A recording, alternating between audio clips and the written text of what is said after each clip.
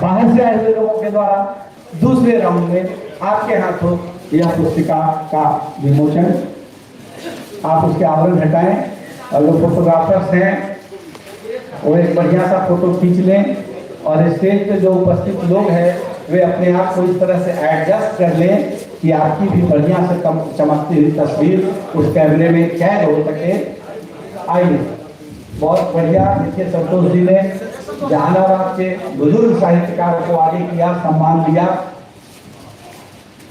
यह लोकार्पण राम विनय शर्मा विनय के मगही में प्रकाशित काव्य संकलन मगही मयंक आपके सामने जहानाबाद के स्थानीय कवियों द्वारा तमाम साहित्यकार यहाँ जुटे हुए हैं, न सिर्फ जहानाबाद के बल्कि मगध और पटना प्रमंडल से भी राम विनय शर्मा विनय के एजाज में, उनके सम्मान में, उनके एहतराम में, उनकी कृति को रूज देने के लिए आप सब यहाँ उपस्थित हैं। आप सबों का बहुत बहुत आभार। अगर फोटो सेशन हो गया तो आप अपनी प्रति लेकर वहाँ बैठ सकते हैं। हम लोग कार्यक्रम को आगे बढ़ाएंगे। अब इससे पहले कि मैं कवि के जीवन वृत्त पर आलेख पढ़वाऊं डॉक्टर उमाशंकर सिंह से, मैं अरुण हरलीवाल जी से आग्रह करूंगा कि वे कृपया मंच पर आएं और उनके नाम का जो मोमेंटो है, उनके नाम का जो फूल है, उनके नाम का जो अंग वस्त्र है, उनको उपलब्ध कराया जाए। ठीक है, तो कृपया आप मंच पर आइए। और मुझे लगता है कि मैं थोड़ा दुस्साहस करूं।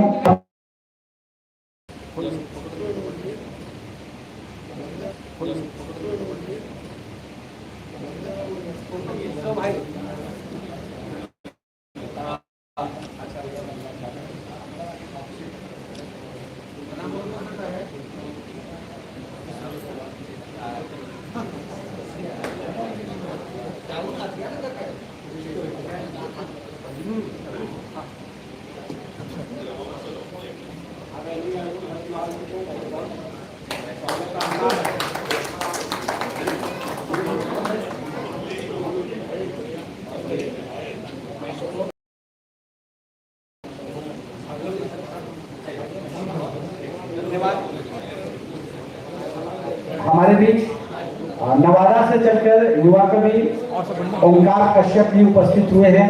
मैं उनसे भी आग्रह करूंगा कि कृपया वे मंच पर आएं और उनको सम्मानित करने के लिए मैं दीपक सर से आग्रह करता हूं कि कृपया आएं। और देखिए, जब ओरिजिनल सूरज आ जाता है तो नकली सूरज अपने आप छुप जाता है। ओंकार कश्यप ओरिजिनल सूरज हैं, इस मगध प्रमंडल के युवा कवि हैं, बढ़िया लिखते हैं, जोशीला लिखते हैं। वो जब उपस्थित हो गए तो बिजली भी अपने आप शर्मा के वहां चली गई कि जब मंच से जाएंगे तभी हम अपना नकली प्रकाश लेके आएंगे। अभी सब आप असली प्रकाश में बहुत बहुत धन्यवाद। आप नवादा से चलकर आए। नवादा से चलकर यहाँ आना थोड़ी टेढ़ी खीर है, थोड़ा रास्ता टेढ़ा है, एक जगह है, लेकिन आप आए। यहाँ अपना प्रेम था, साहित्य के लिए आपका प्रेम है कि आप यहाँ आए। आगे मैं आग्रह करता हूँ कि कवि राम विनय शर्मा विनय के जीवन वृत्त पर प्रकाश डालने के लिए डॉक्टर उमाशंकर सिंह सुमन मैं आवेदन करता हूँ। भाई जो माइक वाले हैं, मैं इतना समझता हूँ कि मेरी आवाज थोड़ी इतनी है कि मैं ट्रेनर रहा हूँ तो आवाज पहुँच जाएगी। लाइट आते तब जाना भैया, आवेगा लाइट आता है। तो लाइट आलेख के वाचन के लिए, पढ़ने के लिए मैं आवाज दे रहा हूं और ज्यादा आग्रह उनसे कर रहा हूं कि भाई जो आलेख पढ़ने आ रहे हैं कम से कम उनकी उम्र का ख्याल करते हुए मेरी दरख्वास्त मंजूर करने लाइक दे दे। बहुत बहुत धन्यवाद। आपने बड़ा एहतराम किया, बड़ा मेरा मान रखा। आदरणीय उमाशंकर सिंह सर जी जो कवि के जीवन पर अपना आलेख पढ़ेंगे। आदरणीय उमाशंकर सिंह सर।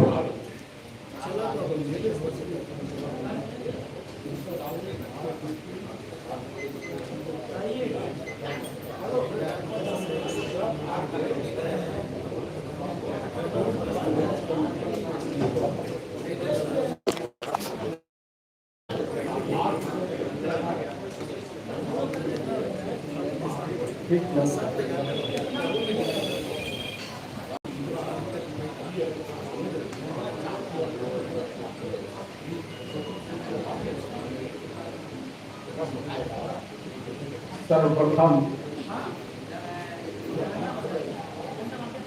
जहानाबाद के यशस्वी कवि, लोक कवि राम विनय शर्मा जी को मेरा नमन।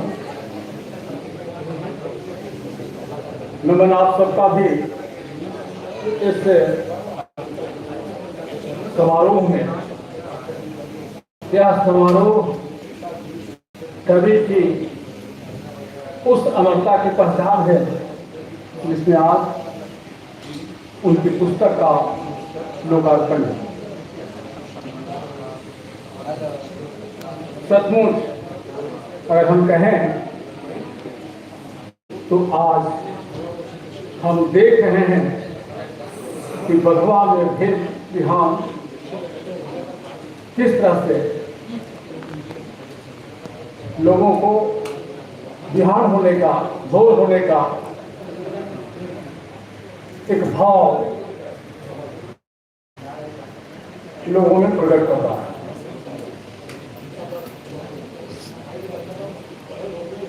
बहुत जुड़ाव रहा कवि विनय जी से, आना जाना था घर पर।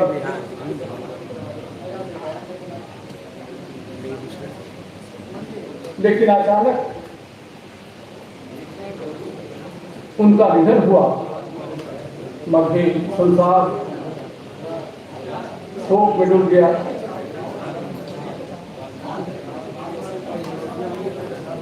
निधन होने पर मैं भी गया उनके दर्शनार्थ, और दूसरे दिन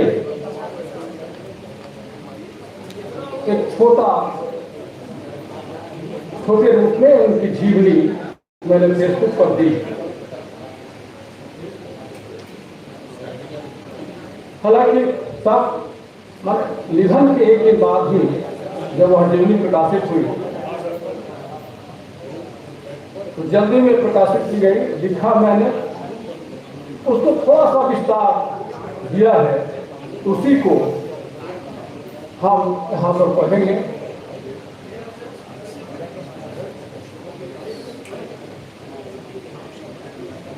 जो बहुत इधर उधर की भूमिका के साथ नहीं है, बल्कि जीवनी का जो रूप हो रहा है वही है। लोक कवि एवं गीतकार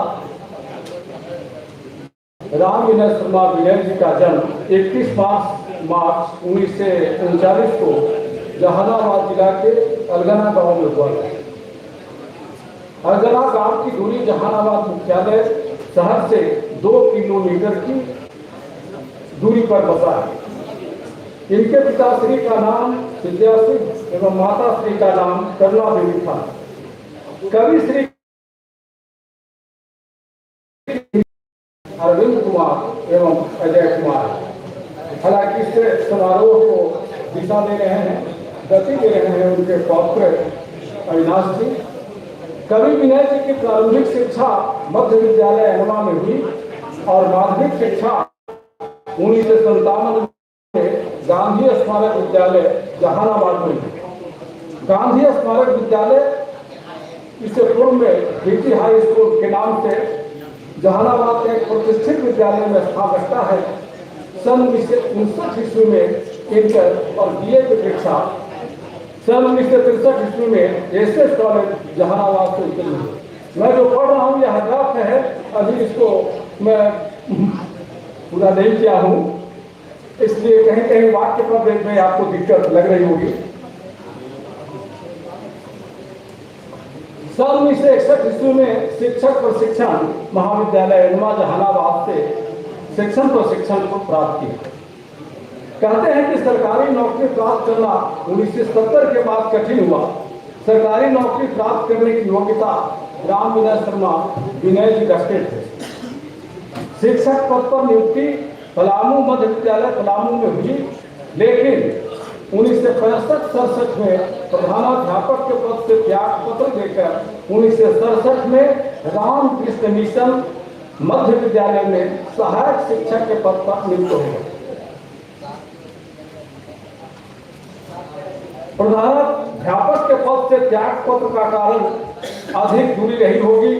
ऐसे तब पलामू संयुक्त बिहार का हिस्सा जो बाद में अपना झारखंड राज्य बना, अलग झारखंड राज्य बना और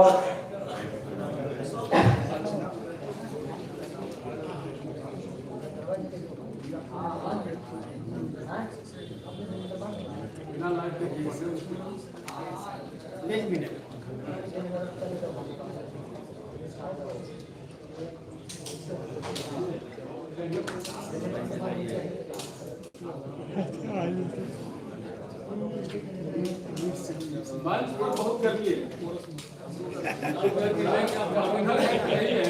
मंच पर जो है बहुत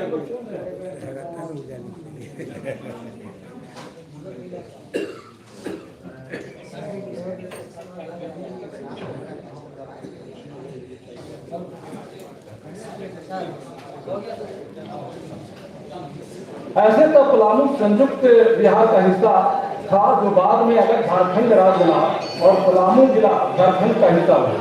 सरकारी सेवा से सन 1999 में मध्य विद्यालय कुर्जी मोहम्मदपुर पटना से सेवानिवृत्त हुए। शिक्षकीय धर्म का दायित्व इन्होंने बड़ी जिम्मेदारी के साथ निभाई। छात्र छात्राओं तथा शिक्षकों के बीच लोकप्रिय रहे। प्रेमी कला प्रेमी विनय जी की वाणी में जो मिठास थी वह उन्हें सर्वत्र प्रतिष्ठित किया। पटना में शिक्षकीय कार्य और लोकगीत लेखन गायन में अग्रसर रहे। लोक कलाकारों एवं सुपरिचित विद्वानों के संगत ने आपको लेखन के प्रति प्रवृत्त किया। सर्वप्रथम आकाशवाणी पटना से लोकगीत प्रस्तुति कर किया। 1970 से 1999 तक आकाशवाणी से जुड़कर अपनी प्रस्तुति से लोक प्रतिष्ठित हुए। माघी कार्यक्रम के अंतर्गत चौपाल में भी अपनी सहभागिता दी। अखिल भारतीय पुरस्कार वितरण समारोह में 15 अगस्त एवं 26 जनवरी के शुभ अवसर पर टेलीविजन पर भी इनकी प्रस्तुति हुई और सराही गई। सन 2018 में साहित्य अकादमी दिल्ली के जूरी सदस्य मनोनीत हुए। इसी वर्ष मगही के लिए डॉक्टर शेषानंद मधुकर को 2016 के लिए साहित्य अकादमी से भाषा सम्मान प्रदान किया गया।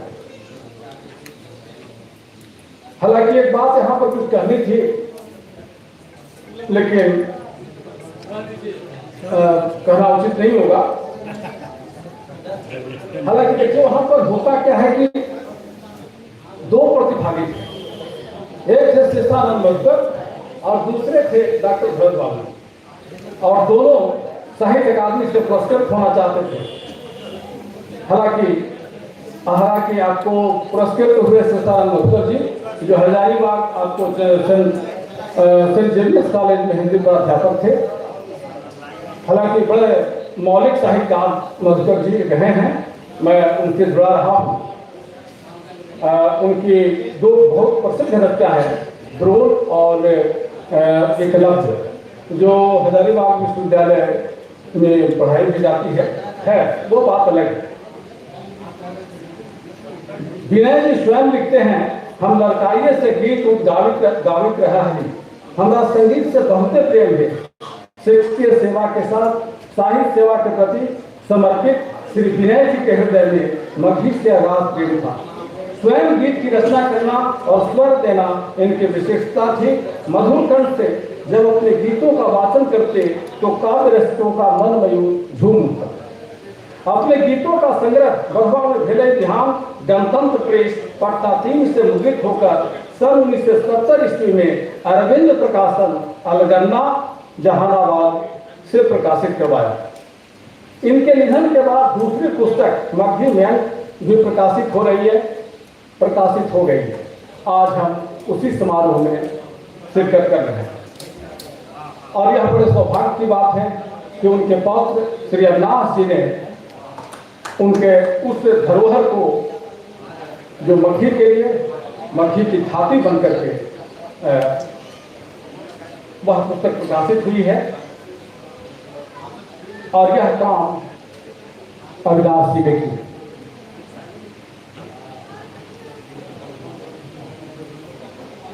मधुबनी मैल में भी प्रकाशित हो रही है।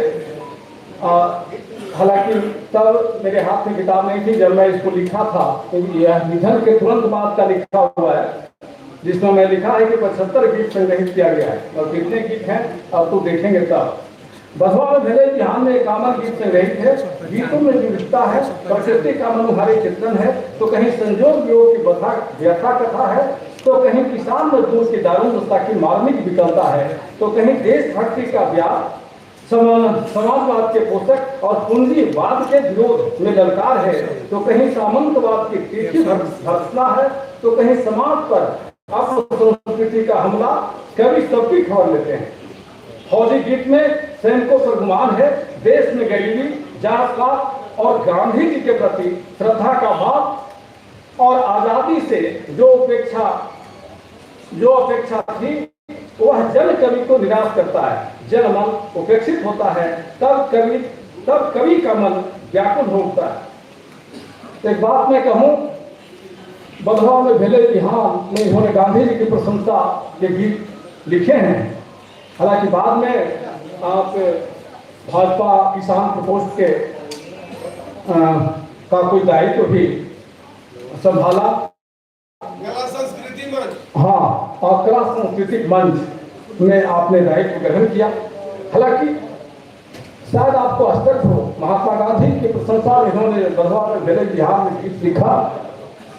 मैं एक बार उनसे पूछा था कि तब आप महात्मा गांधी की प्रशंसा के गीत लिखे, अब आप भाजपा में हैं, आपको क्या लगता है?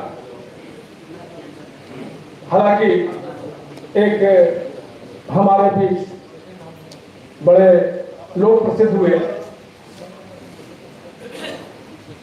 उन्हें हम सब महात्मा जी भी कहते हैं।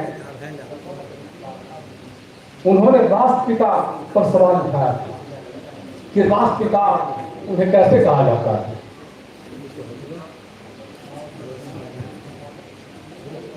हालांकि तब उनसे जब पूछा कि उस समय तो आप प्रशंसा के गीत लिखे गांधी जी के बारे में, अब आप जब भाजपा के सांस्कृतिक प्रकोष्ठ में हैं, तो आपको अब गांधी कैसे लगते हैं? क्योंकि कभी रहस्यवाद, कभी स्वच्छंदतावादी, कभी प्रगतिवादी, वो विभिन्न कोणों से गुजरता है और अपने मिजाज से और समय के अनुसार कविता का लेखन करता है। तब उन्होंने कहा था बहुत बाद में, जब वो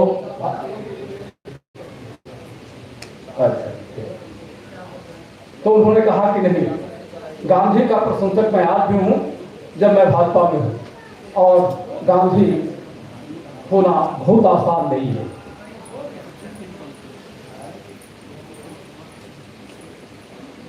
संग्रह के प्रथम गीत आजादी के आनंद भाव में कवि विभोर होकर गाता है, उठे उठे भेले बिहान, चल नदिया निहान, भेलो भोर। भैया जागा हो, जागा जागा भेलो भोर। देशवा गुलाम हलो, ब्रिटिश के राज हलो, अपन आजादी बिना बहुते अकाल भलो, अपन अनाज काज सब कोई के जोर।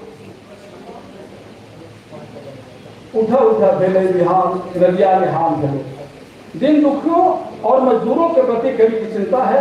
मजदूरों के आह भाव को अंकित करते हैं। रात दिन सेवा हितवरिया हो, हम तो करे ही मजूरिया। तोहरा बाबू भारी कास्त करिया, रात दिन हम तो करे ही बेगरिया। बाबू तोर बनल हवा लम्हर इजतिया, मुहमा पर तो कोई न बोलो एको बतिया। हम तो बड़ी छोट जतिया हो, हम तो बड़ी छोट जतिया हो। कवि की भावना को आप समझ सकते हैं। फरके से लौके तोहर पक्का मकनिया, और हमनी के है बाबू फूस के पलनिया। तब छुआ है छपरिया हो, हम तो करे ही मजदूरिया। मजदूरों के प्रति जो कार्मिक भाव है कवि का, वो सचमुच उन्हें कवि बनाता है। और कवि वियोगी होगा पहला, कवि यहाँ से उजागा, ये है हम विनय शर्मा जी में देख सकते हैं। कभी अले जड़वा के दिनमा में गरीबों की दशा पर दुखी होते हैं। रतिया के चल शिस्कत बेरिया और हमने गरीबन के कौन ले खबरिया। जब देश आजाद हुआ तो विकास के पथ प्रशस्त हुए, देश में कल कारखाने लगने लगे। यह सच है कि गुलामी के बाद आजाद भारत को पुनः खड़ा करने की चुनौती थी। हम स्कूल तक नहीं बनाते थे। कभी कोसी परियोजना, अनंतपुरी बांध, दामोदर घाटी योजना, सिंदरी कारखाना, बिहार की खुशहाली की कामना, सबकी बात करते हैं। समाजवाद आवा है में आशावादी लोग कवि विनय लिखते हैं और गाते हैं। सूरज अपन जुतवा से जगमगावे थे, रसे रसे हिंद में समाजवाद आवे थे। गरीब और अमीर सब साथे साथ थे, भावे थे, जाति पाति के भेदभाव सब कोई मिटावे थे। बिहार खुशहाल हो से निहाल होकर कवि गा उठता है। एक ही सिक्के देखला पर भेली निहाल हो, एकरे से होते बिहार खुशहाल हो। श्रृंगार रस से संपृक्त गीत में एक नवेली का भाव देखा जाए। मत छोड़ अचरवा के कोर बनूं, मत छोड़ अचरवा के कोर बनूं, अभी कांचे उम्र खबर तोर बनूं। हम मंगिया से सेनुर सजौले ही, हम मंगिया सेनुर सजौले ही, औले रा पर टिकुली सजौले सजले ही। यह कवि का श्रृंगार भाव। अभी खेले के समय पुरजोर बनूं, मत छोड़ अचरवा के कोर बनूं।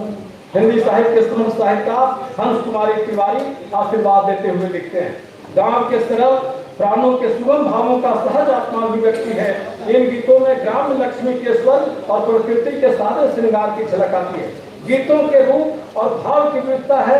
कवि की ये रचनाएं लोगों को तृप्ति के साथ मगही साहित्य की वृद्धि करे, यही कामना है। लोकगीत कलाकार और कवि में स्थापित विनय जी का सहज संपर्क प्रसिद्ध लोक गायिका विंध्यवासिनी जी तत्कालीन निर्देशिका लोक संगीत विभाग आकाशवाणी पटना से भी रहा। वे लिखती हैं, लोकगीत की आत्मा की झलक सभी लोकगीतों में विद्यमान है। मगही लोकगीत के बहुविध विषयों के माध्यम से अपनी ग्रामीण प्रतिभा की अभिव्यक्ति की है। मगही लोकगीत के आप सहृदय कवि हैं। कवि विनय जी बड़े ही सहृदय एवं श्रेष्ठ कवि गायक थे। सादा जीवन मूल विचार को आत्मसात कर जीने वाले महाप्राण थे। मानव पान से लेखक और शिकवा और शिकायत से दूर सरल सहज व्यक्तित्व धारण उनकी पहचान थी। उनके गीतों में लोक संगीत की आत्मा थी। संजोग और योग के भाव में अपने कंठ से जब मधुर स्वर में गायन करते तो सामाजिकों रसिकों से स्वतः आवाही मिलती और कर्तव्य ध्वनियों से गूंज उठती। सदाबहार लोक कवि गायक राम विनय शर्मा विनय का आकस्मिक निधन 19 जुलाई 2025 की रात लोक साहित्य मगही संसार के लिए गहरा आघात है, अपूर्णीय क्षति है। विनय जी अपनी उदारता, सज्जनता, स्नेहशीलता, शोभकारिता जैसे सद्गुणों और साहित्य लोक में लोक कवि के रूप में सदैव स्मरणीय रहेंगे और हैं।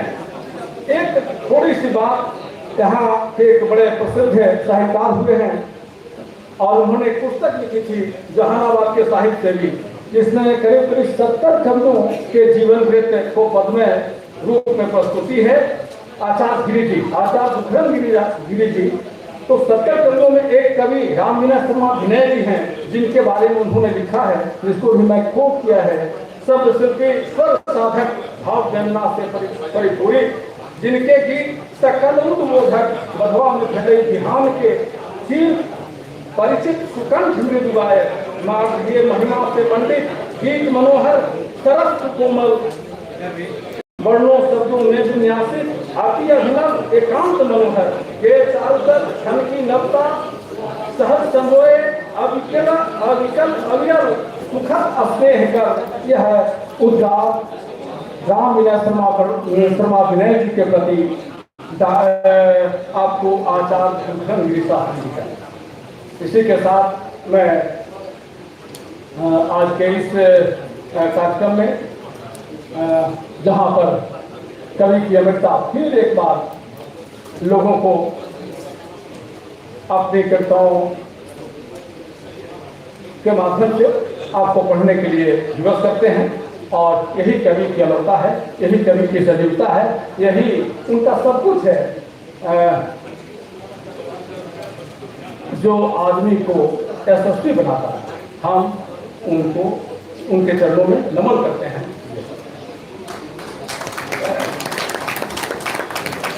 अभी आप सुन रहे थे कविवर राम विनय शर्मा विनय का जीवन वृत्त। वाचक थे डॉक्टर उमा शंकर सिंह सुमन। अब मैं देख रहा हूँ कि आपके हाथों में प्लेटें हैं, रखियों में मिठाइयाँ हैं, नमकीन हैं, तो ये जीभ का स्वाद है। मैं आपके कानों तक भी संगीत का रसास्वादन पहुंचाना चाहता हूं। भाई जितेंद्र, नरेश जी और अनूप जी से आग्रह करता हूं कि वे मंच पर अपने साजो सम्मान के साथ उपस्थित हों। और अगर जो सामने सभागार में लोग बैठे हैं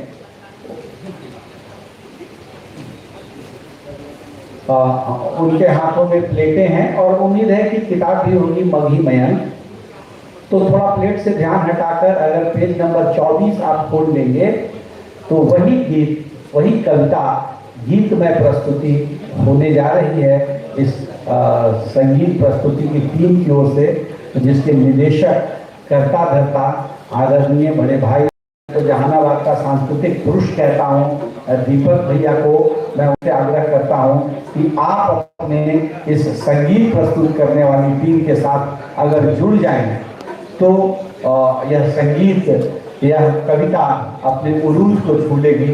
तो मैं आपसे करवत प्रार्थना करता हूँ कि आप भी अपना वक्त निकाल के मंच पर उपस्थित हों। और दुनिया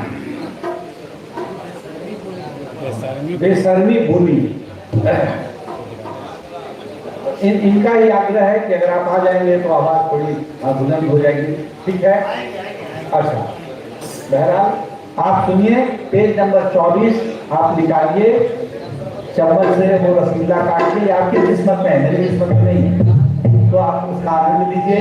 मैं सिर्फ गानों में संगीत का आनंद लेता हूँ। चलिए आगे बढ़ते हैं। बेशर्मी भूमि।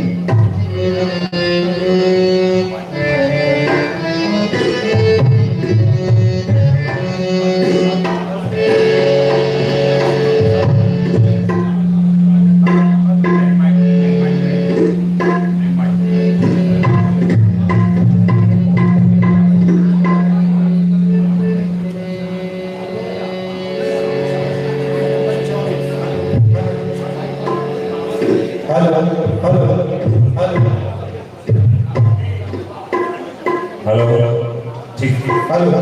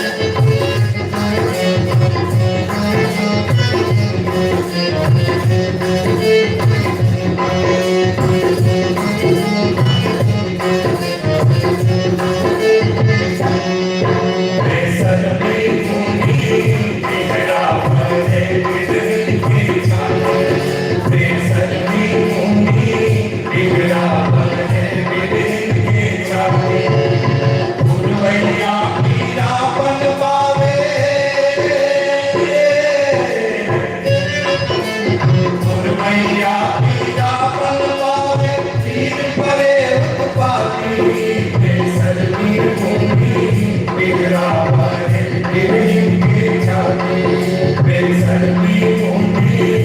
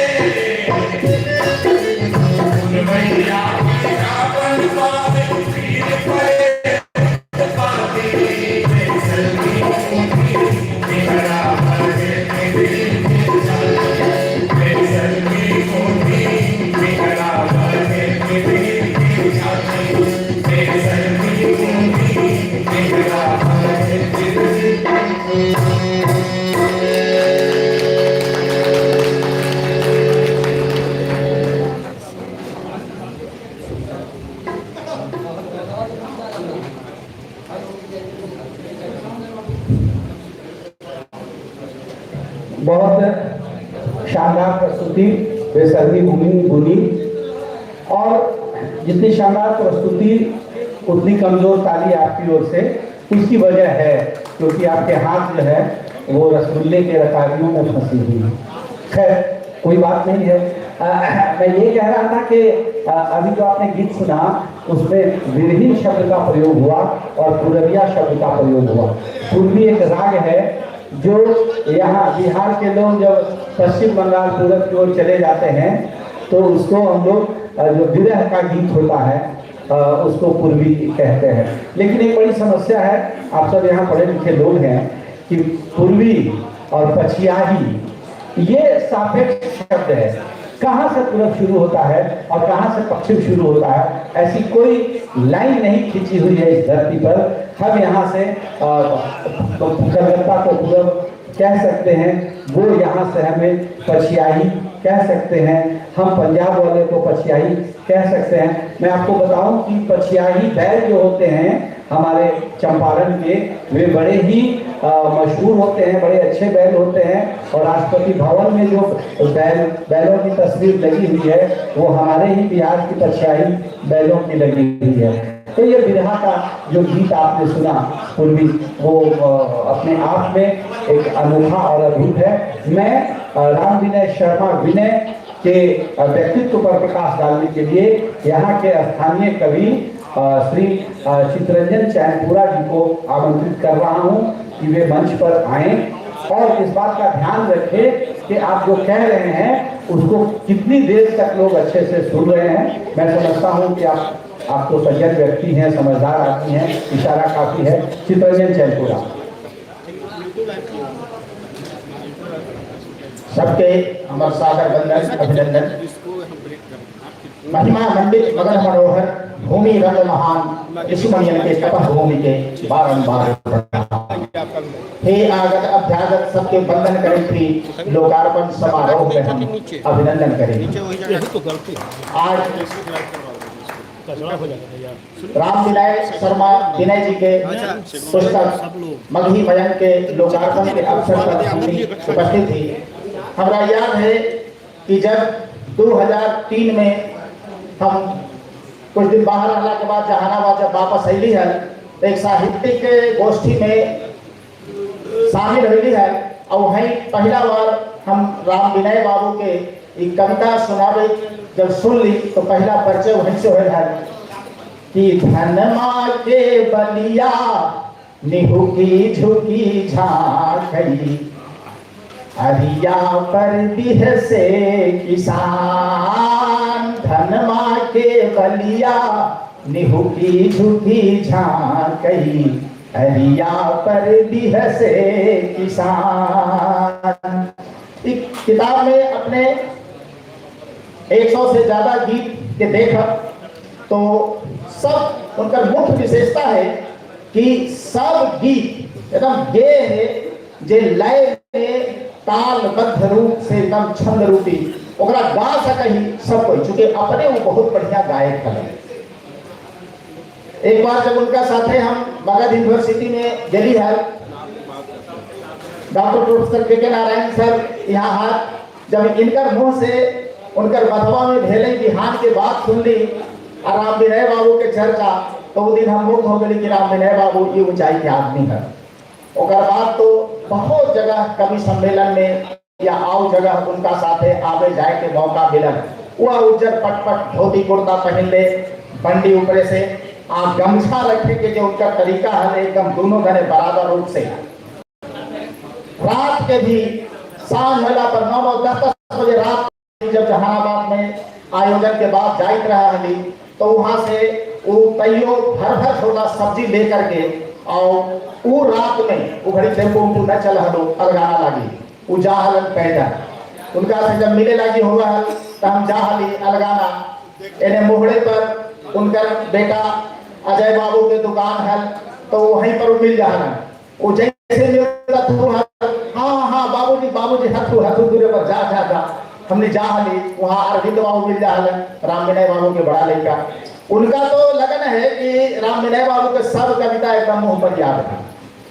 हम बहुत कम ऐसा परिवार देख ली है, अरविंद बाबू कई फलन लोगों के तुलना करे, एक सिंघानिया एक विनय बाबू के, कि जरा घर परिवार के लोग बेदखल करने लगा अपने संतान। और आज उनकर पोता अविनाश जी ये दिन दिखावी था सबके कि बाबा हमारे का हल है उनका सम्मान में। तो ये अंतर तो होगा है। ये उनका किताब मगही मयन ये आज से लगभग 4-5 साल पहले छप गया था, लेकिन भूमिका लेखन के क्रम में ये गया जहानाबाद में 4-5 साल तक है उनकर ये किताब वैसे ही स्थगित रूप से पड़ल रह गए, जहां गेल कहीं ठहर रह गए, भूमिका नहीं लिखा है। उनका जीवन काल में जब धीरे धीरे कम अविनाश बाबू कहलन के चित्ररंजन जी से तोरे बदे कहा कि जैनपुरिया जी के बोलाओ हो वह हमारे किताब छप बेहतर हम की इतना भरोसा हमरा पर स्कूल से आविद खड़ी गेली आजान जी अलबेला जी दोनों के साथे लेकर के गेली है हमने किताब उनका से ले ली वो किताब के भी एक कहानी है जब उनका भी हम जाइत रहे हली वो भी हमरा अभिरा बहल है जब एक बार खोजित हमरा आयल कि चित्ररंजन जी करे रहा निजामुद्दीनपुर में तब हमरा तो लगल कि कतबर सौभाग्यशाली ही है कि राम विनय बाबू जैसा व्यक्ति हमरा ही पहुंच गया आवा है 3-3 घंटा 4-4 घंटा हमने एक साथे उघड़ी घर बनते हैं बिना पंखा के वैसी ही गर्मी में हमने बैठा रहा है कुछ देर पहले के बात है कि जब लाइन कटल तो गर्मी से लोग यहाँ बेगर हो गए कि एसी न चली थे पंखा न चली थे उघड़ी हमारा ही पंखा न है ऊपर जब बंदी करता है और भाई हमने बैठा हली आ कहा कि ना चित्ररंजन जी हाई बैठा वो पंखा वाला रूम में न बैठा लेकिन ना हमने एकांत में हाई बैठ करके आ कविता के संशोधन हो साहनी प्रेस में जा करके हमने कोशिश कैली किताब के रूप लेवे लागी हर तब तक के वो एक बार जब हम आजान सी अलबेला जी तीनों वहां पर गेली कि अब किताब छपावल जाए तब तक के राम विनय बाबू बोली बंद हो गए अरविंद बाबू और अविनाश जी दोनों को स्नान करावी थलन वो बेड पर जब पड़लन तो अंदर से चिन्हित तो हलन हमने तीनों के बोले के कोशिश भी कैलन बाकी उनका बोली न निकला कहीं ना से अपराध बोध से हम जे दबली कि इतना भरोसा के साथ वो किताब हमारा सौंपलन है कि एक अच्छा पैसा चित्ररंजन जी अल्लाह के दिखावा और उनका रहते भर में किताब न छपा जब वो गुजर गए तब तो सबसे ज्यादा बड़का अपराधी हम ही हरे कि हम ही किताब रख ली और किताब छपल ना बाद में अविनाश जी आगे होलन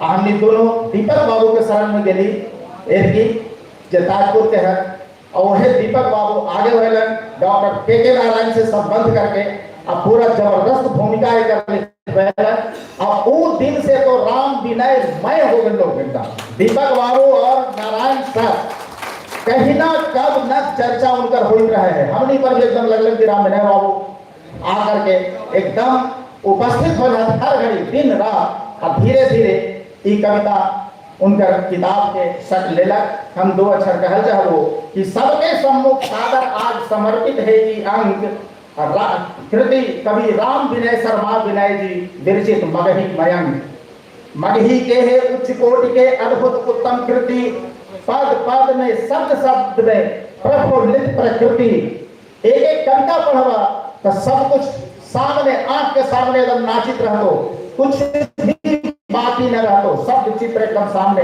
गांव गिराव कौन विषय में उछलन है गांव गिराव बधार बगीचा नदी खेत खरिहान अब पहला पुस्तक भी शामिल बधवा में भेल बिहान एक महत्वपूर्ण बात कर देती हो कि ये जो दूसरा पुस्तक उनकर मगही मयंक थे एकरा से पहले जो बधवा में भेले बिहान छपेलन हल दोनों किताब एक में संकलित कैल गए हैं मीनाक्षी प्रकाशन से आज की किताब आए है तो निहुक झुक के झांकित बलिया खेत खड़ा है धान अरिया पर डरियाई झूमित विकसित हाड़ किसान फूस के छप्पर पर फूस के छप्पर गांव गिराव के जब चित्रण पढ़वाई में लगतो कि पहिलका गांव में आए ही अब तो गांव मिलवे न करो अब तो सब कोठा अटारी दुनिया जहान पक्का सब मकान हो है लेकिन वो फूस के छप्पर पर परोर लौका कोहड़ा और भूरा और बिनगा टीके ठिठुरित लइकन फाकित फोकिला चूरा सब वर्णन मिलते हैं व्यथा वेदना पूर्ण विनय बाबू के विरह वो जब बिरहिन अभी वाला गीत सुनी था कि बुन्नी बिहरावा है बिरहिन के छाती बिरहिन के जब गीत को लिखलन तू पक्ष पति बाहर है पति परदेश में है पत्नी घर में है परब आए है पति घर में न पहुंचल पति के मन में पत्नी के प्रति का चलित है अब पत्नी के मन में पति के प्रति का सुनबत छाती फट जाए तो ऐसा विरह की कहीं दिल को न भक्ति भजन सरस तो इतना कि दिन गए न रहबा कृष्ण भगवान के या आओ बाकी इतना भजन कीर्तन ही है क्योंकि कीर्तन बहुत अच्छा गावा है तो भजन भक्ति भजन सरस तो इतना कि दिन गए लेना रहबा श्रृंगारिक वर्णन ऐसा कि बेर बेर सब कहबा शब्द सहज ऐसन मगही हृदय में जय तो हेल अब फूल के माला जो मोती के लड़ी फिरोयल गेल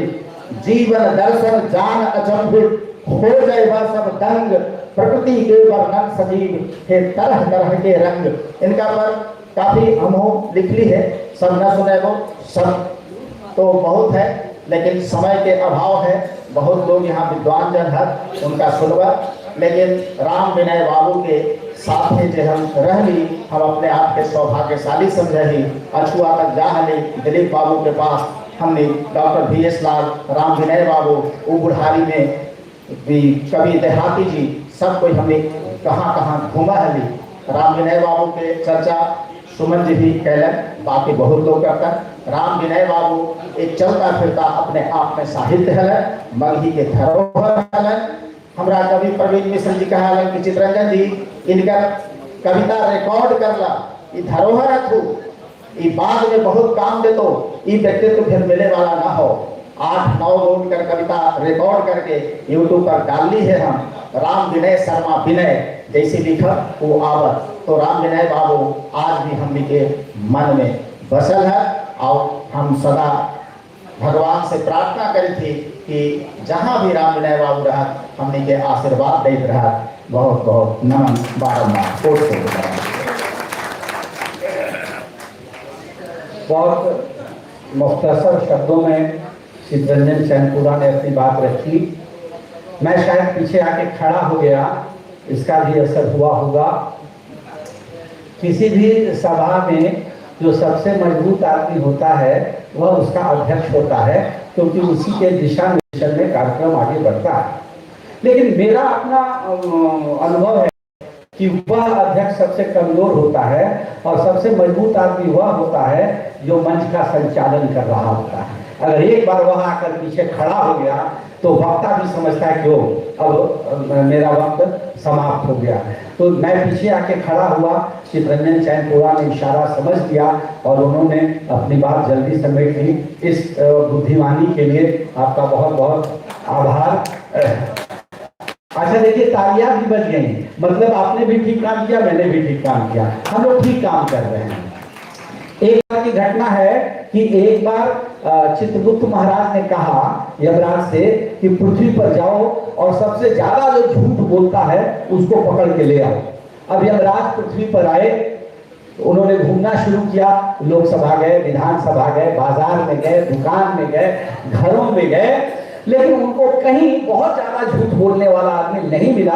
घूमते घूमते हुए इसी तरह के किसी रस्म इजरा या कवि सम्मेलन, विद्वज्जनों की साहित्यिक गोष्ठी थी, वहां वो पहुंच गए, कुछ देर ठहरे और अंत में मेरी तरह जो आदमी निजामत कर रहा था उसको पकड़ लिया और उसको लेके ऊपर चले गए। चित्रगुप्त ने पूछा कि किसको ले आया?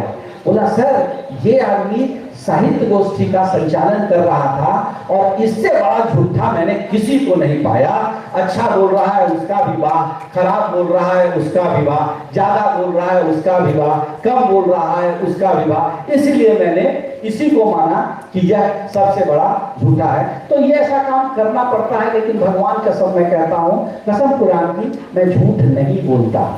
और इसलिए भी झूठ नहीं बोलता कि जिस सभा में जैसे के नारायण जैसे लोग हैं, दिलीप बाबू जैसे लोग हैं, सुमंत जी जैसे लोग हैं, संतोष भारतीय जैसे लोग उपस्थित हों, वहां मुझे भला झूठ बोलने की क्या जरूरत है? इसलिए मैं झूठ नहीं बोलता। मैं अच्छा, कुछ लोग हंस रहे हैं शायद, अब मुझे समझ में आया कि आप शब्दार्थ के अलावा भावार्थ भी समझते हैं। संगीत की बारी है, मैं कुमार अविनाश को आवाज दे रहा हूं। आपके हाथ में अगर किताब है तो आप किताब के पन्ने पलटें और जो पहली कविता है पेज नंबर 19 पर, उस पर आप फोकस करें। अविनाश जी आप आए मंच पर और उस कविता का पाठ करें, दर्शकों को उस कविता का जो रस है अपने शब्दता आवाज में उन लोगों तक पहुंचाएं। अविनाश कुमार।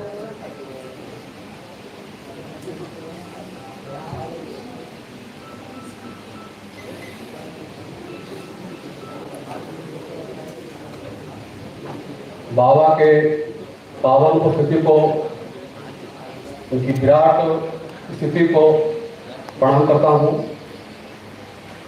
कार्यक्रम के सम्मानित अध्यक्ष आदरणीय डॉक्टर के नारायण सर,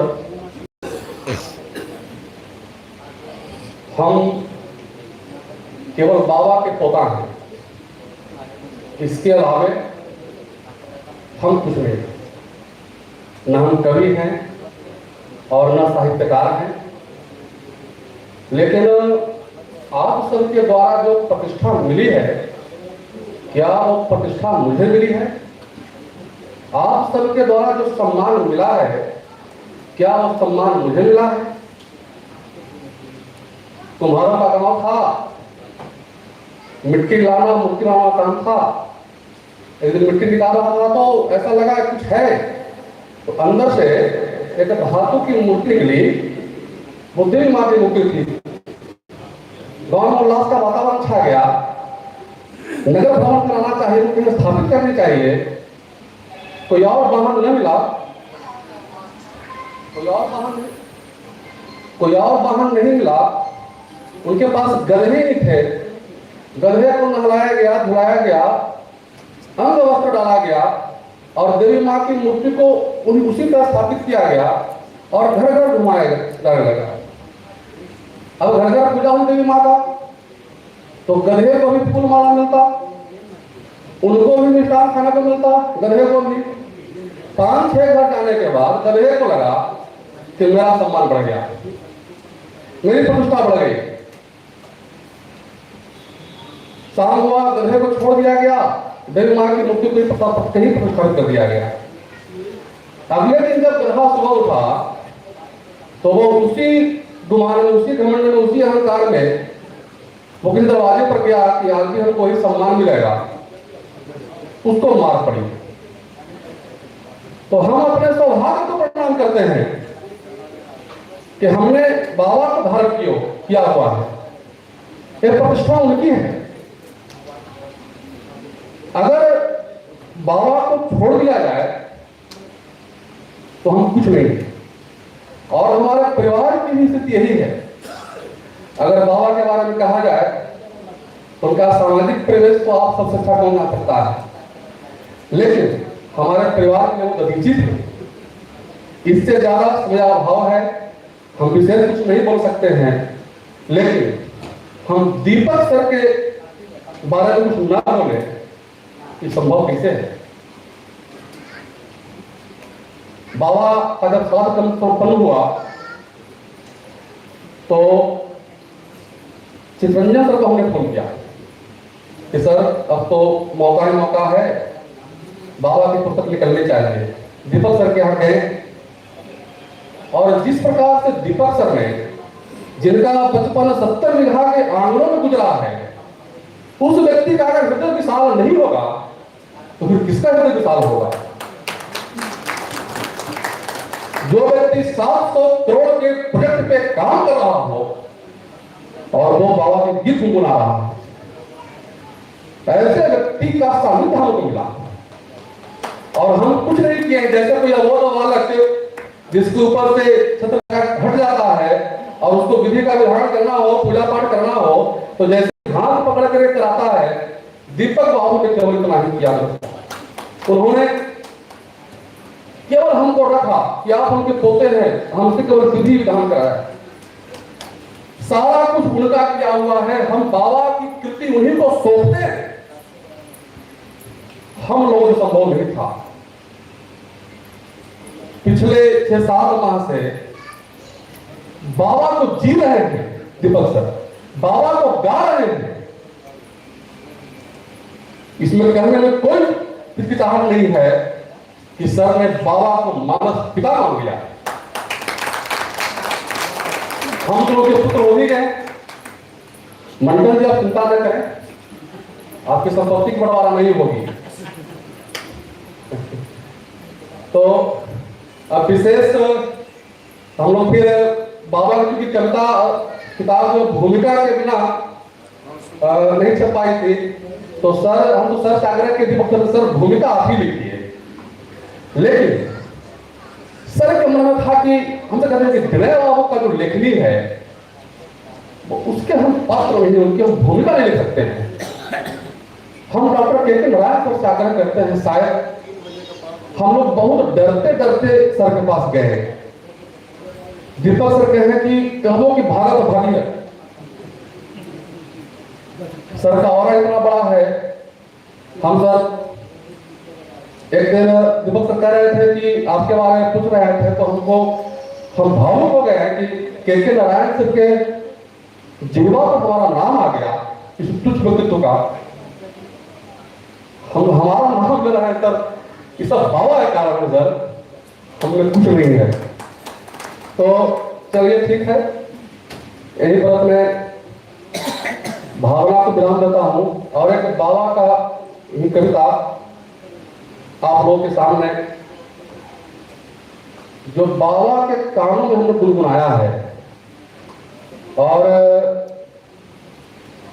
बाबा ने कहा था कि हाँ बहुत सुंदर रहे हो, बहुत बढ़िया है, एक बड़े गा के सुनाओ, तो उनको हमने सुनाया है, आप लोग कुछ सुना देते हैं।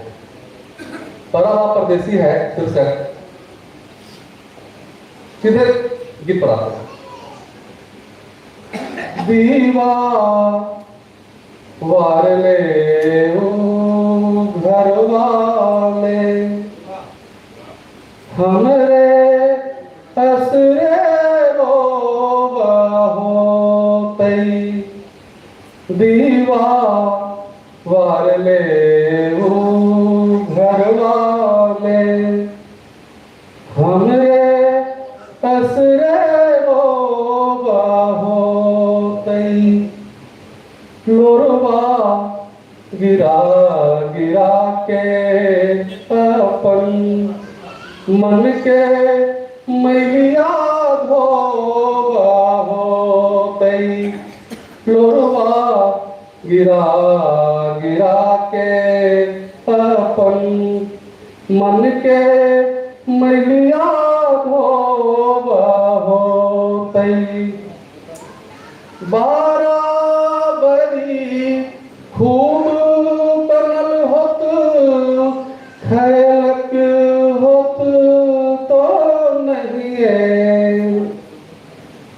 कहियो तो हम जयबे करवई, सभे बतिया कही है, और धक धक धड़कई हमर छतिया, ओकरा कैसे होतई, धक धक धड़कई हमर छतिया, ओकरा कैसे होतई, दीवा वारले ओ घरवा में हमरे असरे रोवा होतई। एक बार जाओ पानी बस, लंबा गीत है, समझा भाव है। आओ ले तन हाली हाली पूछे, आओ ले तन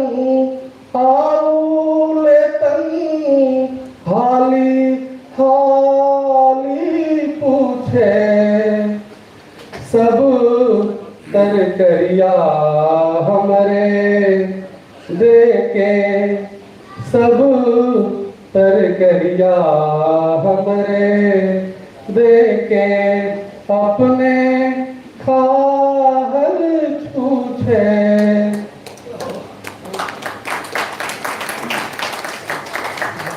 संबोधन देखिए पति पत्नी के बीच लेता है।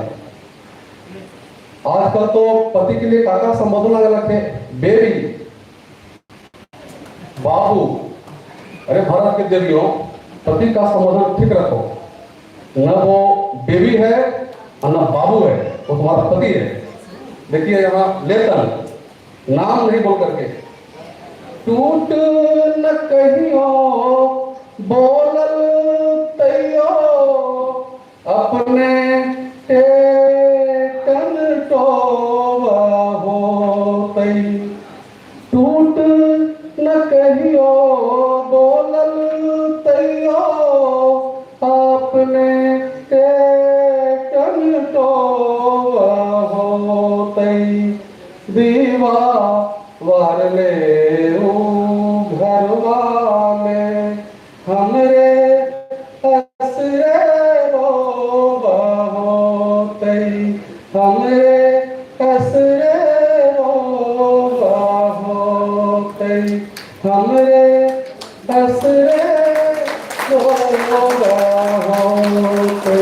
बहुत धन्यवाद। तालियां बता रही हैं कि लोगों ने आपकी भावनाओं का भी सम्मान किया, आपकी मीठी आवाज का भी सम्मान किया और आपके बाबा की पंक्तियों को जो आपने गाया उसका भी सम्मान किया। ये जो पंक्तियां आपने सुनी उसके पशे मंजर में ये बात है कि दीवा बदले अपने घरवा में रोवत हुई और 12 बारी खूब बदल हो लेकिन खैले को ना हो। इस तरह की जो पंक्तियां हैं इसका पशे मंजर ये है, इसकी पृष्ठभूमि ये है जो मैं जानता हूँ कि आदरणीय राम विनय बाबू पटना में हाई स्कूल में टीचर थे और होली की छुट्टी में उनको घर नहीं जाने दिया गया। स्कूल की देखरेख के लिए उनकी ड्यूटी लगा दी गई, उनकी छुट्टी कैंसिल कर दी गई और होली जैसा पर्व में वो अलगना नहीं पहुंच सके। तो वहां अकेले बैठे बैठे उन्होंने अपनी भावनाओं को लिखा कि किस तरह से वो हमारी पत्नी जो होगी बराबरी तो खूब बना होगा लेकिन वो खाई नहीं होगी और मेरे इंतजार में दिया जलाकर वह रो रही होगी। अपनी धर्म पत्नी को इंगित करते हुए उन्होंने अपनी भावनाओं को व्यक्त किया है जिसको अभी आपने सुना। मैं डॉक्टर रविशंकर शर्मा जी को आवाज दे रहा हूं कि कविवर राम विनय शर्मा के व्यक्तित्व के ऊपर कुछ पंक्तियां वो रखेंगे। डॉक्टर रविशंकर शर्मा।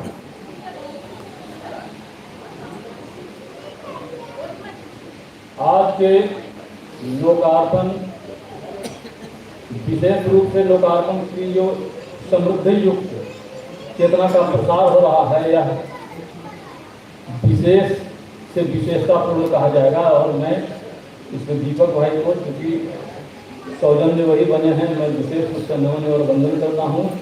और जितने लोग आए हुए हैं, जितने लोग भाव अर्पित करके तन्मय भाव से यहाँ विराजमान हैं, सब उसी के योग्य हैं। कारण है बहुत सारी बातें हुई और के नारायण साहब का जो मैंने काम देखा मैंने आस्वादन कर लिया। इसके अलावा मन के संचालक की भूमिका में भाई अरविंद जी हैं। प्रथम मुलाकात में ही मैंने कभी कहा था कि झरे अरविंदन के बुंद मकरंद के ठीक वही स्थिति उत्पन्न हो रही है। और अब मैं आ गया हूँ काव्य प्रस्तुति के माध्यम से, लेकिन पहले मैं इस विषय को थोड़ा सा 5 मिनट में या 2 मिनट में अभिव्यक्ति प्रदान करूंगा क्योंकि मैं भी आबद्ध था। और चितरंजन जी ने जो बात रखी, मगही मयंक में मेरा भी 3 महीना गया लगातार, जिसमें वो आते थे। अविनाश जी भी कई बार उनको लेने आए थे। मैंने भी एक समीक्षा की थी, समीक्षा कहाँ चली गई। मैंने भी प्रयत्न किया था, सफलता नहीं मिली। इसमें अविनाश जी की जितनी प्रशंसा की जाए कम है। लेकिन अभी मैं बातचीत कर रहा था, बालेंदु जी भी आए हुए हैं, उनसे शिक्षक जो उस समय के शिक्षक थे उनकी चित्तवृत्ति भिन्न थी, यही यथार्थ है। चाह करके भी मैंने सफल नहीं हो सका और क्योंकि बात होती थी तो मैंने उनसे कहा था कि अविनाश जी को सुपुर्द कर दीजिए, लेकिन न सुपुर्द कर सके और न रचना प्रकाशित हो सकी। लेकिन फिर भी ठीक ही हुआ कि सबका समय होता है और समय आया तो इतना सुंदर समय आ गया कि मैं मुग्ध हूँ। और उसी मुग्धावस्था में चूंकि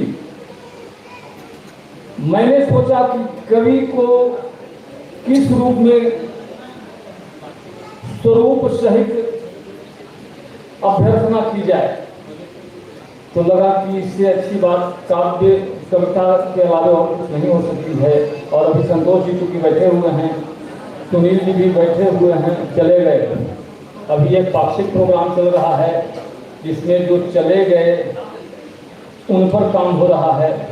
कविता में 48 आदमी पर मैंने काम किया, 46वां में विनय बाबू, इनसे चूंकि जुड़ाव था तो व्यक्तित्व परिचय, काव्य परिचय मैंने बांधने की चेष्टा की है कि लोग उबे नहीं, उसका आस्वादन भी करें। और छंदोबद्ध रचना है, आप देखेंगे, मूल्यांकन करेंगे। और इतने विद्वान एक साथ विराजमान हैं तो सबको नमन करते हुए मैं प्रारंभ करता हूं, जिसका मैंने शीर्षक दिया है मगही के दुर्लभ धन। और मगही में है मगही के दुर्लभ धन। जन्म 31/3/1939, देहांतरण 19/7/2025, जन्मस्थल ग्राम पलगाना। ध्यान देंगे, आस्वादन करेंगे। अजय बाबू से भी निवेदन है क्योंकि काफी जुड़ाव था। दो अजय हैं, एक उनके पुत्र और एक कलाकार, चित्रकार, पेंटर। राम विनय शर्मा जी हल्की सभी मगरियन के सुखमूल।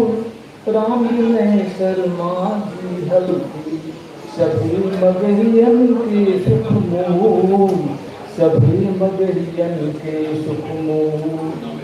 राम विनय शर्मा जी हल्की सभी मगरियन के सुखमूल, सभी मगरियन के सुखमूल। लौकिकाया त्याग के गेलन, देलन बड़ हिरदा में सूर, देलन बड़ हिरदा में सूर। राम विनय शर्मा जी हल्की सभी मगहियन के सुखमूल। क्योंकि कैसे सुखमूल थे चितरंजन जी ने, यानी लोगों ने भी बातें की। मगही के ही दुर्लभ धन के, मगही के ही दुर्लभ धन के, कैसे कोई सकतई भूल। राम विनय शर्मा जी हल्की सभी मगहियन के सुखमूल।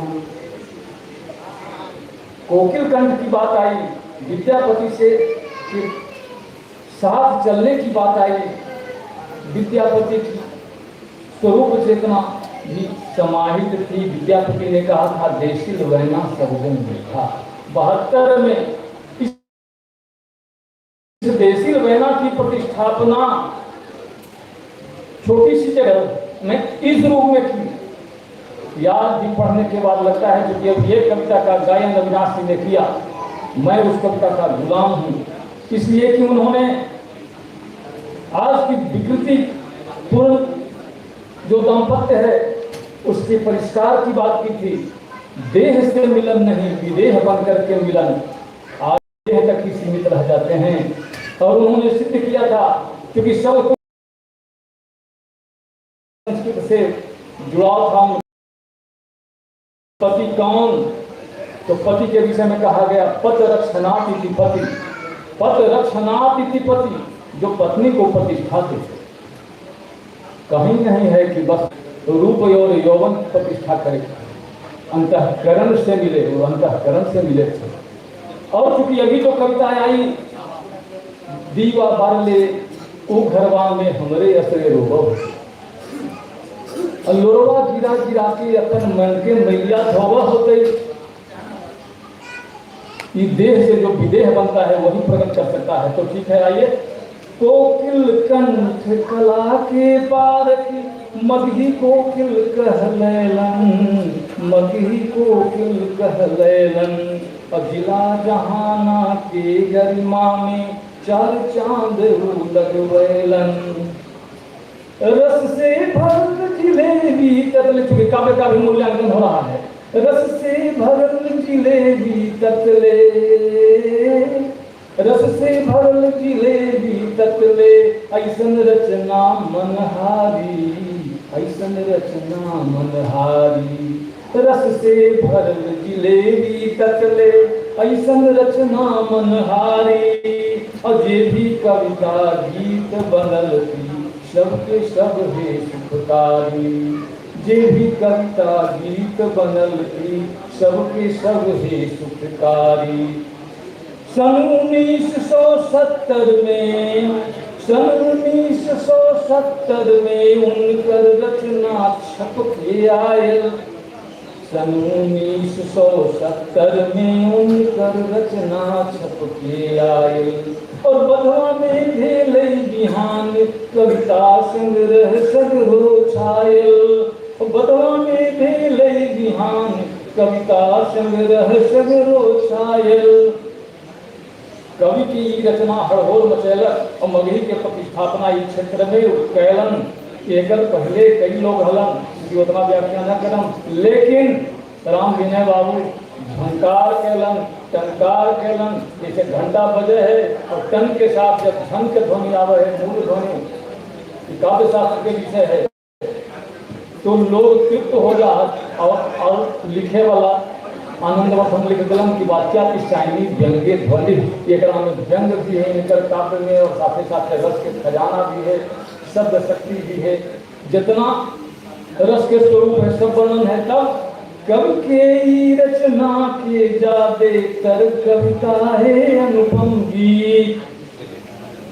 कविता या गीत में अंतर है, गीत का भाव कविता कह लगे भाव हृदय के मुक्तावस्था में जे वाणी सहज प्रवाहित होता है कविता कहलाता है। गीत छंदबद्ध लय तालबद्ध लघु रचना ही है गीत, छंदबद्ध लय तालबद्ध लघु रचना ही है गीत। अब वाद्य नृत्य से युक्त गीत बन जाता है संगीत। अभी चूंकि वाद्य से जुड़ाव है तो दिखाई दे लग करता में इनका सब कुछ है। तो कवि के ही रचना के जादे तर कविता है अनुपम गीत। अजेल काल भाव संवेदन से बन जन जन के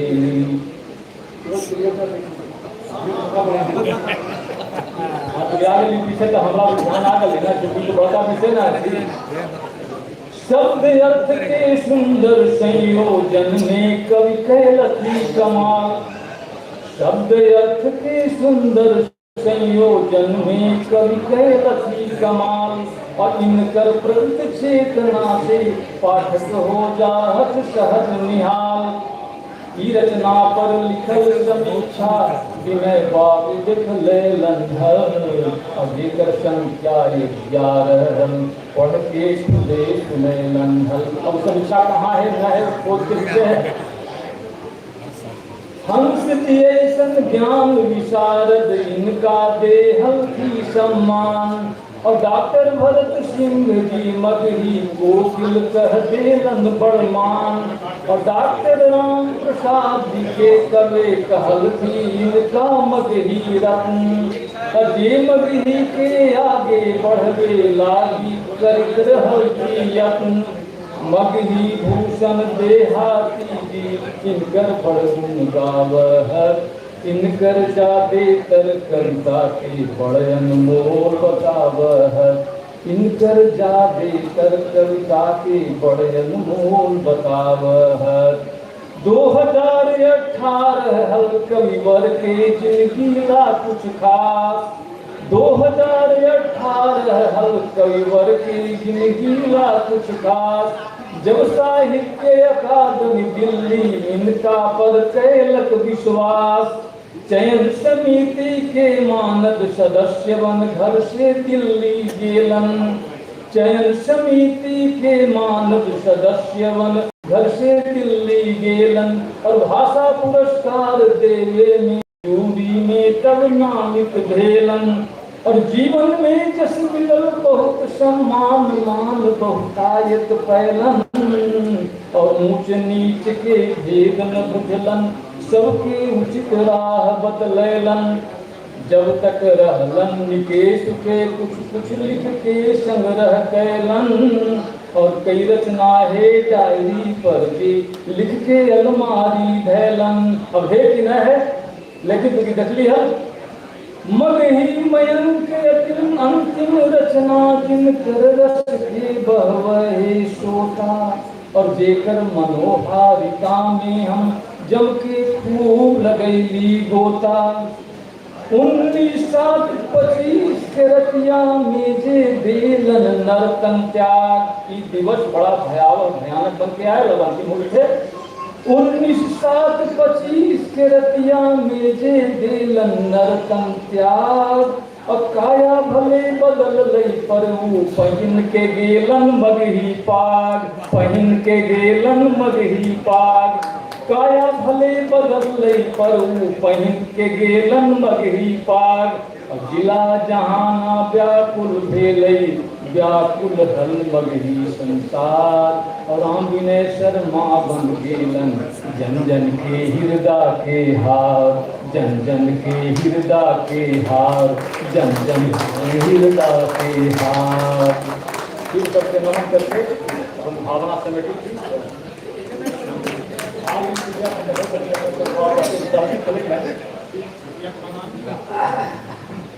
दरअसल यह एक पंखा, तो उस पंखे की हवा की वजह से मैं यहाँ आया था, लेकिन सर ने इसका ये अर्थ लगाया कि अब मैं सवार हो गया हूँ, तो उन्होंने सही अर्थ लगाया था।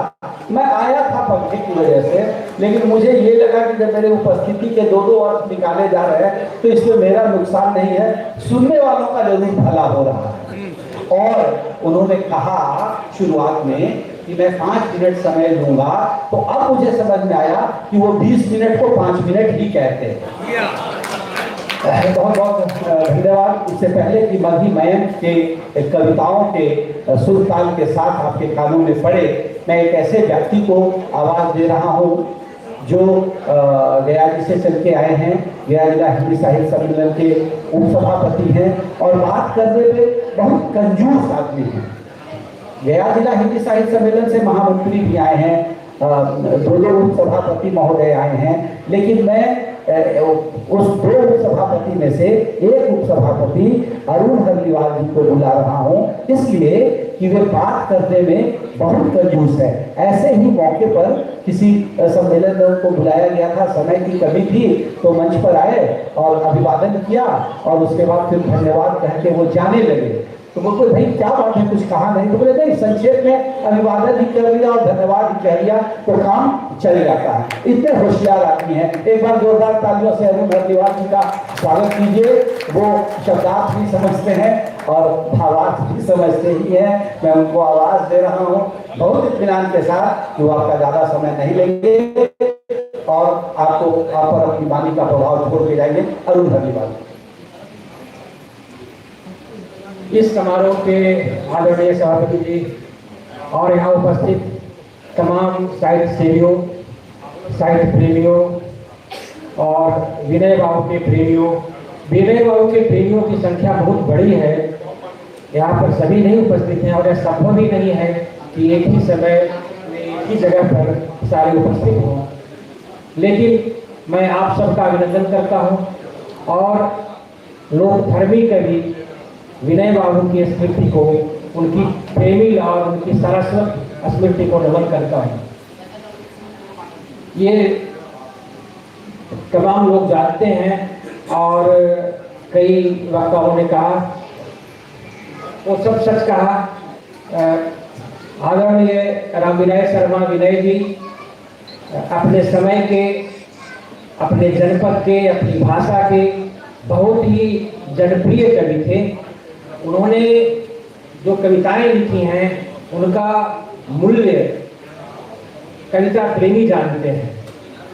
विनय बाबू वास्तव में प्रकृति और किसानी संस्कृति के बहुत ही बड़े कवि, महत्वपूर्ण कवि हैं और हम लोगों ने उन्हें आमंत्रित किया था आजाद पार्क गया में, जो गया जिला हिंदी साहित्य सम्मेलन की ओर से जो होता है, उसके मंच पर उन्हें दशरथ मांझी लोक सम्मान हम लोगों ने अर्पित किया था और वे बहुत ही प्रसन्न हुए थे।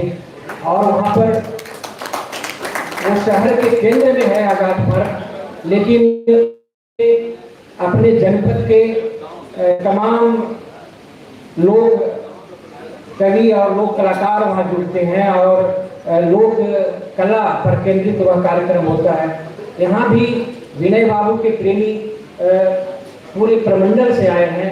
मैं चित्रंजन भारती जी को देख रहा हूँ, पटना से भी आदरणीय साथी लोग आए हैं, गया, जहानाबाद, औरंगाबाद, अरवल, और उनकी जो कविताएं जो पहले संग्रह में थी वो सब भी इस संग्रह में हैं।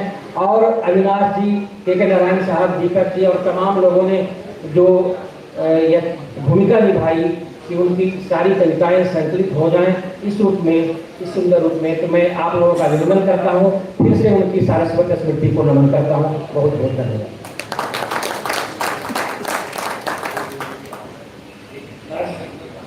बहुत विद्वतापूर्ण संक्षिप्त बात रखने के लिए आपका बहुत आभार। आपने मुझे अपने स्थान से उठकर अपने पीछे खड़े होने का मौका नहीं दिया। मैं उम्मीद करता हूँ आने वाले वक्ता भी इसका ध्यान रखेंगे कि मुझे उठना नहीं पड़े। मैं पटना के अशुआ से चल के आए दिलीप बाबू से आग्रह करता हूँ, पहली वाली जो पंक्ति कही है मैंने वो आप सबों के लिए कही है, वक्ता भी इसका समझते होंगे। आइए दिलीप सर। आदरणीय अध्यक्ष महोदय, सभागार में उपस्थित साहित्यकार, पत्रकार, बुद्धिजीवी और साहित्य प्रेमी सब लोग के हम नमन करी थी। और सबसे ज़्यादा हम आभार प्रकट करी थी अविनाश जी जिनका पोता हाथी।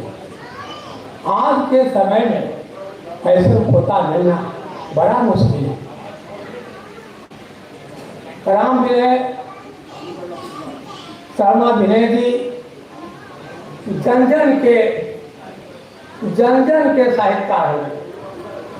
कोई ऐसा साहित्यकार न है जिनका से इनका प्रेम न हो। इनका हमारा 1990 में पहला बार इनका से भेंट हुई कि पहले बार में हमारे हृदय के जीत गए। जब हम अथुआ में प्रोग्राम करावे हैं, यहाँ से एकदम पूरा टीमें उठ के जा है, जकरा में राम विनय समाजी, डॉक्टर अदाम जी, राम विनय बाबू के अलावे उमा शंकर जी, बहुत लोग यहाँ जितना हस्ती साहित्यकार के नाम एक बोली पर चलावे थे, तबे हमारे कार्यक्रम वहाँ शुरू हुआ है। ये लोग जैसे पहुँच रहा थे कि ना तो हम चिंतित हो जाए। आज राते के बाद है कि 2-3 फोन करके उनका पता कि सर अपने के यहाँ आगे लगी है, कहली कि हम तो जान के लिए कि आगे लगे है, हम राते में सब प्रोग्राम बना लेंगे। जब बोले 3-4 फोन आ गए, समझ के भी आ गए, और लोग आ गए, कहली के तो हम तो जहानाबाद में एकदम समर्पित जखने कहूँ जखने हम चला। और आज हम यहाँ अले कि ना तो हमारे आत्मा जुड़ गए। उनका से इतना प्रेम है कि हम ओकर वर्णन न कर सकें। बधवा में भेले बिहान जब हमारा किताब बची है कि ना वो पढ़ली तो ओकरा में ऐसा लगले कि का चीज में है प्राकृतिक वर्णन के लिए सब चीज के वर्णन ओकरा में मिल जाए। आज मघी मयन के जो लोकार्पण होले जकरा से हमार मन गदगद हो गए। आज साहित्यकार जो हुआ थी वो अजर अमर होगा। यही वो कृति है, यही सब धन दौलत अपने के रह जाए, लेकिन ये जो काम करती है बधवा में बिहान निकलती है और मघी मयन निकलती है, ये अजर और अमर रहते जबरे धरती और आकाश रहते जब तक ले राम विनय बाबू के नाम अमर रहते। यही सब के साथ पानी की विराम देती। जय मघी, जय भारत। मुझे लगता है कि कार्यक्रम के अंतिम मरहले में जो वक्ता आ रहे हैं वो बहुत समझदार दिख रहे हैं। अविनाश जी अपनी बात कह रहे थे जब, तो मैं देख रहा था कि वो बहुत भावुक हो गए थे, उनका गला रुक गया था। जाहिर है वो अपने बाबा से बहुत जुड़े हुए थे और उन्होंने कोशिश की दीपक सर के साथ मिलकर, चंदुरा जी के साथ मिलकर कि कृति आ जाए। वो कृति आ गई और उनके गला रुकने का बड़ा कारण उनकी भावना तो है, लेकिन उससे बड़ा कारण आप हैं। इस सभागार में अगर इतने लोग नहीं होते तो शायद वो उतना भावुक नहीं हो पाते। मैं आपकी उपस्थिति को जिस तरह से आप बैठकर बहुत अच्छे से सुन रहे हैं, ये वजह रही कि वो भावुक हुए। आपकी उपस्थिति ने उनको भावुक किया। और अविनाश जी ने कहा कि मंटन जी घबराइए नहीं, मानस पिता है वो तो आपकी संपत्ति में हिस्सेदारी नहीं होगी। मैं ये कहता हूँ दीपक जी को लेकर, जिस आदमी ने साहित्य के लिए, संगीत के लिए अपने हजारों लाखों घंटे कुर्बान कर दिए, उससे अधिक कीमती दुनिया में कुछ नहीं है, तो वो आदमी भला क्या संपत्ति के पीछे पड़ेगा। वह तो अपनी जेब से सब कुछ लुटा के अगर पढ़ गया साहित्य के लिए, संस्कृति के लिए, तो मैं देख रहा हूँ पिछले 25 वर्षों से, मैं दीपक को कोई 1-2 वर्षों से नहीं जानता, पिछले 25 वर्षों से उनका सानिध्य रहा है। हम लोग एक साथ एक कमरे में रहे हैं, सरकारी काम को निपटाया है, तो मैं उन्हें बहुत अच्छी तरह से जानता हूँ। जिस काम में वो लग जाते हैं और वो चाहते हैं कि पूरी परफेक्टनेस के साथ वो चीजें हों। इससे पहले कि मैं उनको आवाज दूं अपनी बात कहने के लिए, मघी मैया की जो किताब है इसके मुदीर वही हैं, एडिटर वही हैं, संपादक वही हैं। एक रात जब किताब आ गई, मैं किताब पढ़ रहा था, उस किताब में एक कविता है छोटी सी, कॉलेज की लड़की। तो रात 11 बजे होंगे करीब, तो मैंने उनको मतलब सहमते हुए फोन किया, थोड़ा टुनटुनाया, तो टुटरा के मैंने छोड़ दिया, हमको लगा पता नहीं सो गया, लेकिन उन्होंने तुरंत कॉल बैक किया मुझे और कहा नहीं कुछ बात हम एक ऐसा जगह है तो हाँ यार से एक कुछ किताब के कुछ लिखित पढ़ी थी वो मघी मयंक के। तो मैंने कहा कि कॉलेज की लड़की कविता मैंने अभी अभी पढ़ी है तो मुझे बर्दाश्त नहीं हुआ, इतनी अच्छी कविता है, इतनी छोटी पंक्तियां हैं, इतनी मारक पंक्तियां हैं, इतनी प्रैक्टिकल पंक्तियां हैं, इतनी व्यवहारिक पंक्तियां हैं कि पढ़ने के बाद मुझे लगा कि अपनी भावनाओं को किसी से शेयर करना चाहिए। तो मुझे आप ही एक आदमी मिले और 11 बजे रात को अगर जिंदा मिल गए आप तो मेरे लिए बड़ी खुशी की बात है। तो 11 बजे रात 12 बजे रात तक वो ये काम करने वाला आदमी धन संपत्ति की क्या चिंता करेगा। बहरहाल इससे पहले कि मैं उनको आवाज देके यहाँ स्टेज पर अपनी बात अपने संपादकीय पक्ष के लिए कहा, जब ये पांडुलिपि मैंने देखी थी, इन्होंने मुझे दिखाया था काम करना है हम लोगों को, तो मैंने उस जीर्ण अवस्था में कहा कि बड़ा कठिन काम हो भाई, और भी हिंदी में नहीं है, हम लोग की प्रैक्टिस हिंदी में खास करके मेरी। तो बोले हाँ ये बात तो है, बहुत सारे चिन्ह ये सब जो है मघी के शब्द हैं उसको ठीक ठीक करना, प्रूफ देखना, तो वो लगातार इस काम को करके सब कुछ उन्होंने भगीरथ प्रयास किया है। इससे पहले कि वो आए अपनी बात रखने के लिए, जो संगीत में प्रस्तुति देने वाले पक्षकार लोग हैं, जितेंद्र जी हैं, मंटन जी हैं, नरेश भाई हैं, अनूप जी हैं, मैं उनसे आग्रह करूंगा कि आप पेज नंबर 97 या 155 को पलटिएगा, ये इनकी इच्छा है। मैं आपसे आग्रह करूंगा कि 2 गीतों की प्रस्तुति मुसलसल हो जाए, ठीक है, 2 गीत लगातार आप अपनी प्रस्तुत कीजिए। एक साग खोटे गैली वाला है और एक बांसुरी वाला है, बांस के बांसुरी, तो ये दोनों आप सुनाइए। लोग बहुत देर से वक्ताओं को सुन रहे हैं, इस संगीत में प्रस्तुति के बाद आपको अच्छा लगेगा, आप तरोताजा महसूस करेंगे, उसके बाद आप दीपक जी को सुनने के लिए तैयार हो जाएंगे। और अंत में तो जो हमारे मुख्य अतिथि हैं जिनको सुनने के लिए दूर दूर से लोग आते हैं, जिनको जिनसे कुछ कहलवाने के लिए उनको दूर दूर तक बुलाया जाता है, उनको तो हम मुंतजिर हैं ही। आइए संगीत में प्रस्तुति सुनते हैं। पेज नंबर 97 होगा या पेज नंबर 155 होगा, जो इनका अनुमान होगा आप उसको निकाल देंगे।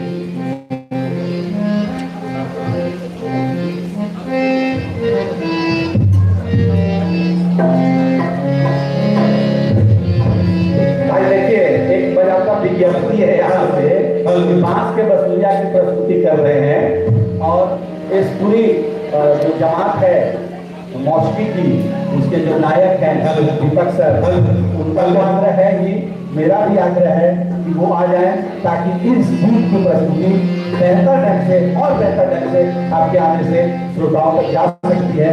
तो मेरी भी आप मंच पर उनका साथ देने के लिए जोरदार तालियां दीपक सर आ रहे हैं और इसके प्रयास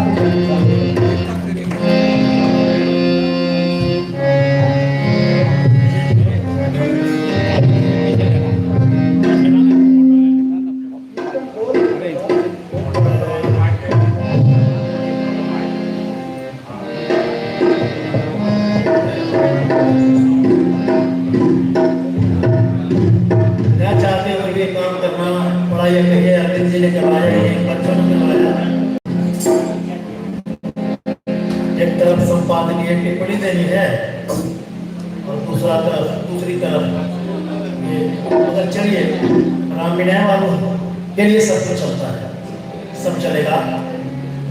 जो करना है जो हमने किया है और जो करना और पड़ेगा आज वो करेंगे।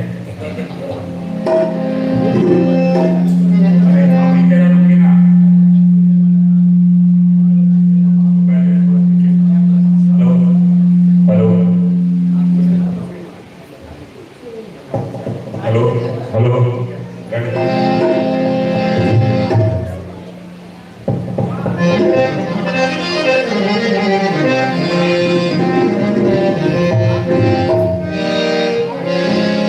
सरदार, मैं इस गीत का संदर्भ बता दूं। राधिका कृष्ण की मुरली को सौंप मानती थी। हमने पहले भी पढ़ा इसको, और वो संदर्भ विनय पुस्तक में भी हमको मिला। आप याद करें रसम को, इस बात की तस्दीक राधिका ने की। मोर पखा सिर ऊपर राखे हो कुंज की माल गरे पहिराऊंगी, ओढ़ पटंबर लय लकटी बनबोधन ग्वालन संग फिराऊंगी। भाव तो ही सो वो रसखान जो तेरे कहे सब स्वांग भरूंगी, या मुरली मुरलीधर की या धरा न धरी या धरा न धरूंगी। वो सौंग मानती थी, मेरे प्रियतम के होठ पे मेरा अधिकार है और इस पर ये निगोड़ी चढ़ी रहती। राम विनय बाबू देखिए कैसे उन्होंने इसका चित्रण किया है। आप मगही भाषा का सौंदर्य देखिए कि कोई चिलेरा, कोई रचयिता रचता है किसी भाव को, उसको कहाँ तक लेके जाता है। हम पहले ही गारंटी दे दें, जिस कदर भाषा का प्रयोग और सुर का प्रयोग राम विनय बाबू ने किया है, भाव का प्रयोग राम विनय बाबू ने किया है, हमारी औकात नहीं।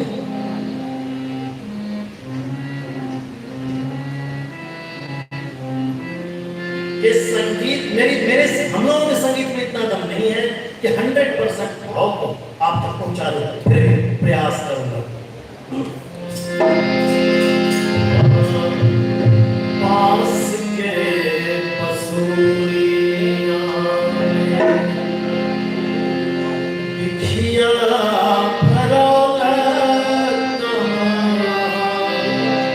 पास के पसूरियां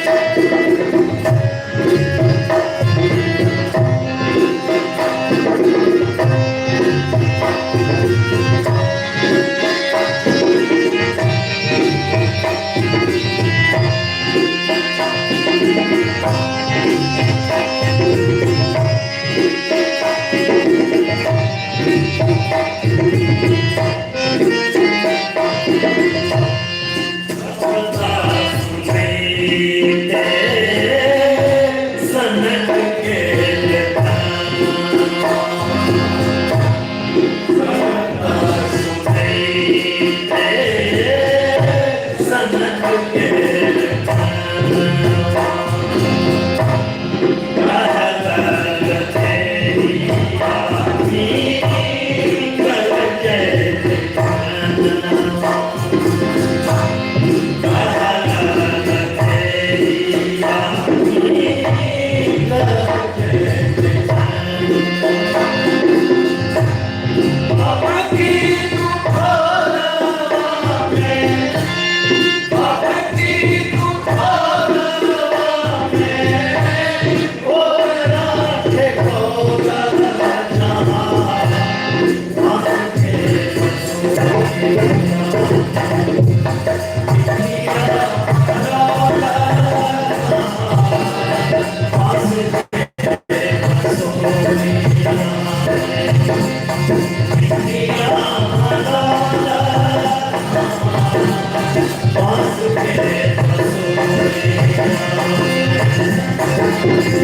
Oh,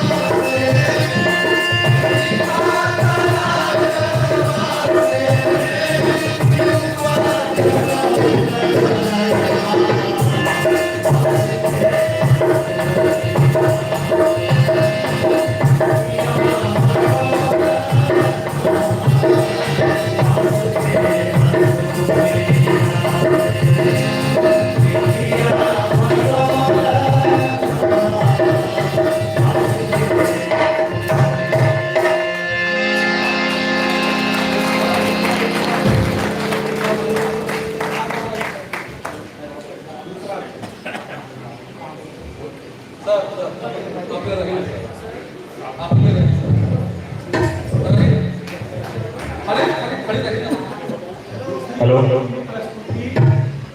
कर दिया जाए। हाँ वोकल में माइक के आगे थोड़ा हल्का सा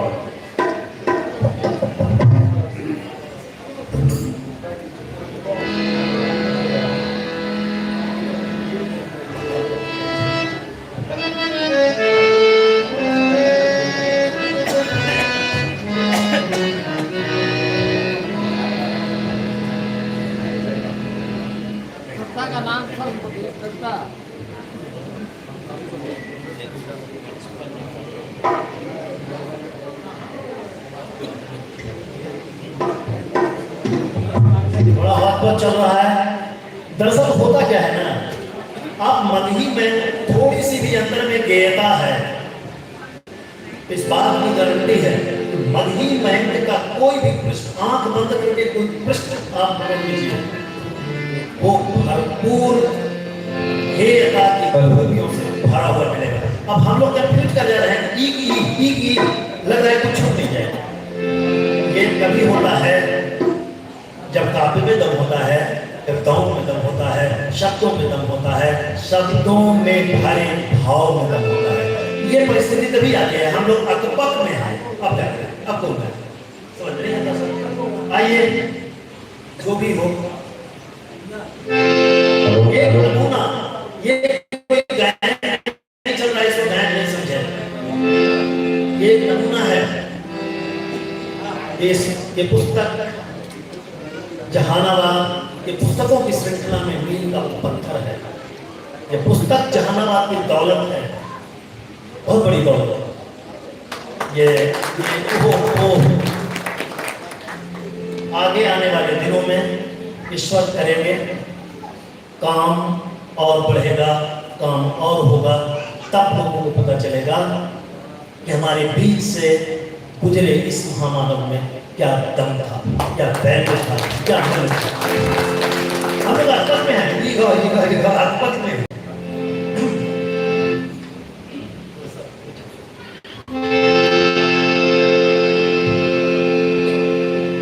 अरे घरवा में, ये पेज संख्या 137। घरवा में छायल बहार बलाम परद सभा से।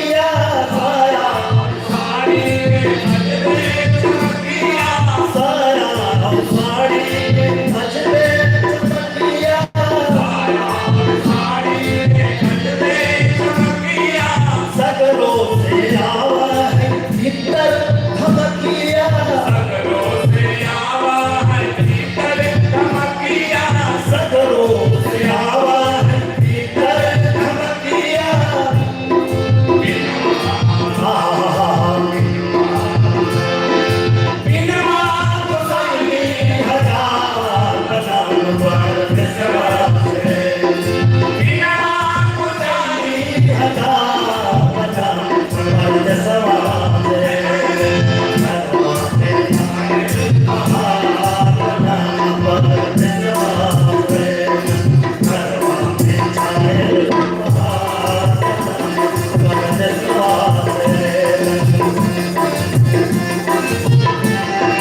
है विनय बाबू का श्रृंगार।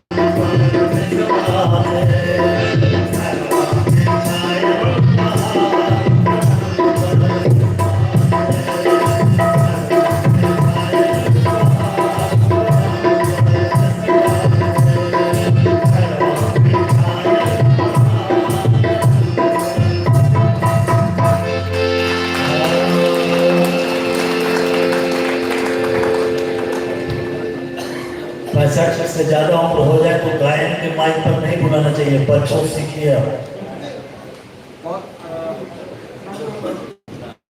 वो बोलता है बहुत ही शानदार मौसीकी का यहाँ पर प्रदर्शन किया आप लोगों ने, बहुत अच्छा लगा दर्शकों को, श्रोताओं को बहुत बहुत आभार। अब हम अपने कार्यक्रम के अंतिम मरहले में हैं। हमारे बीच अभी शेखपुरा से चलकर श्री जयनंदन सिंह आए हैं। मैं जयनंदन बाबू को मंच पर आमंत्रित करता हूं और रविशंकर शर्मा जी को मंच पर आमंत्रित करता हूं, उन्हें अंग वस्त्र और मोमेंटो देकर सम्मानित करें। जयनंदन सर कृपया आप मंच पर आए। बहुत बढ़िया गीत, एक गीत और आपके हिस्से में है, अभी इन लोगों ने तैयार किया है, आप गीत ही सुन रहे हैं। मैं इशारा ये कर रहा हूं कि गीत सुनने के अलावा जो आदमी नाल बजा रहा है कभी उसकी ओर देखिए, क्या नागिन की तरह उसके जो गर्दन है हिलते हैं और इस तरह से एक बार लहरा के ऐसे खड़ा होता है जैसे लगता है कि नाक फुंकार मार रहा हो। तो अगली बार जब गीत की प्रस्तुति होगी तो गीत तो कानों में ऑटोमेटिक जाएगी, आपकी नजर नरेश पासवान की तरफ रहना चाहिए। देखिए आपको बहुत ही आनंद आएगा। जयनंदन शर्मा जी, जयनंदन सिंह जी हमारे बीच शेखपुरा से चल के आए हैं। ये राम विनय बाबू के प्रति इनकी चाह है, इनकी श्रद्धा है, इनकी आस्था है। कितना कष्ट सह के शेखपुरा से यहाँ आना, सुबह उठना, गया आना, गया से जहानाबाद आना। ये बड़ा एक जोरदार ताली आपके सम्मान में। ये पत्र पुष्प श्री राम विनय बाबू के लिए के सम्मान में आपका आपकी जो आस्था है, जो सम्मान है, जो श्रद्धा है, उसके लिए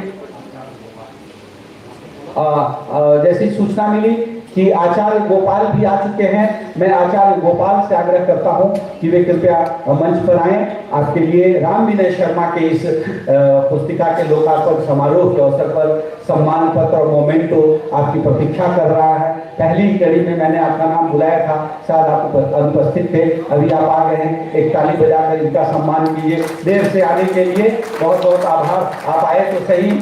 मैं फतेहपुरी जी से आग्रह करता हूं, फतेहपुरी भाई आइए और आचार्य गोपाल का सम्मान। आचार्य लोग प्रायः देर से ही आते हैं तो इसमें इनकी कोई गलती नहीं है। लाइए इनके हिस्से का। अभी जब गीत चल रहा था तो मैं कुछ नेचुरल कॉज के लिए बाहर निकला, हमको गया हिला हिंदी साहित्य सम्मेलन के उप सभापति साहब मिल गए। वो हाथ में कुछ जड़ी जैसी चीज रखे हुए थे और वो खा रहे थे। एक ताली इनके हिस्से की आपकी ओर से बहुत बहुत आभार, आपने अपना समय निकाला। आचार्य गोपाल जी, राम विनय बाबू के प्रति आपकी आस्था और श्रद्धा का यह परिचायक है। आपकी उपस्थिति, आपके आदराज, यह स्मृति चिन्ह आपके पास रहे। जब आप इसको देखें, आपके घर में लोग देखें तो आपका और राम विनय बाबू के साथ जो साहित्य का संबंध है वह परिलक्षित होगा। बहुत बहुत धन्यवाद। मैं कह रहा था कि गया जिला हिंदी साहित्य सम्मेलन के सभापति महोदय अरुण हरिवाल जी कुछ खा रहे थे। मैंने उनसे पूछता क्या, उससे पहले उन्होंने मुझे ऑफर कर दिया कि सर ये खाइए। मैंने कहा क्या है ये, तो इन्होंने कहा कि अमरूद का ये पुस्सा है। क्या होता है, तो इन्होंने कहा कि इसके खाने से आदमी कम बोलता है। तो मैंने उनको कहा कि भाई इसको तो आप खाते हैं, सचमुच आप कम बोले, मैं भी इसको खाता हूं। आप मंच पर जाने से पहले इसको खा लेते हैं, मैं घर जाने से पहले इसको खा लेता हूँ। इसको सिर्फ बोलना ही नहीं होता बल्कि सुनने में भी कमी आ जाती है, इसलिए घर में मुझे कोई दिक्कत नहीं होती है। ऐसे साहित्यिक, आज छुट्टी का दिन है, यहाँ हम लोगों का गुजर रहा है, यहाँ आनंद आ रहा है। आप सबकी इतनी महनीय उपस्थिति में हम लोग कार्यक्रम को आगे बढ़ा रहे हैं। मैं पटना से चल के आए डॉक्टर चित्रंजन भारती जी से आग्रह करूंगा कि वे डायस पर आके राम विनय शर्मा विनय, आप अच्छे साहित्यकार हैं, उनके लिए दो शब्द कहें। अभी आपने जाना सुना, आप बिहार राज्य हिंदी साहित्य सम्मेलन के सदस्य हैं, जुड़े हुए हैं, कोई पदाधिकारी भी हैं, वो हैसियत रखते हैं। और इसके बाद इस कार्यक्रम के पूरे कर्ता धर्ता आप कह सकते हैं डायरेक्टर जो हैं दीपक जी। मैंने इसलिए चित्रंजन भारती साहब को बुलाया और सम्मान की 2 कड़ियाँ आपके सामने रखी कि बड़ी मेहनत से दीपक सर गा रहे थे, देखते हुए पसीने आ जाते हैं, तो थोड़ा उनको विश्राम मिल जाए, थोड़े उनके गले को आराम मिल जाए, क्योंकि उनको भी जो जिस स्थिति से गुजरे हैं वो इस कार्यक्रम को यहाँ तक लाने में वो अपने मन की बात रख सकें। चित्तरंजन भारती को हम लोग सुन लें। मैं समझता हूँ कि वो अमरूद की पत्ती भले खाए हो या न खाए हो, लेकिन उसका एहसास समझ लें कि हमको मंच पर कितने देर अपनी बात रखनी है। आइए चित्तरंजन भारती सर।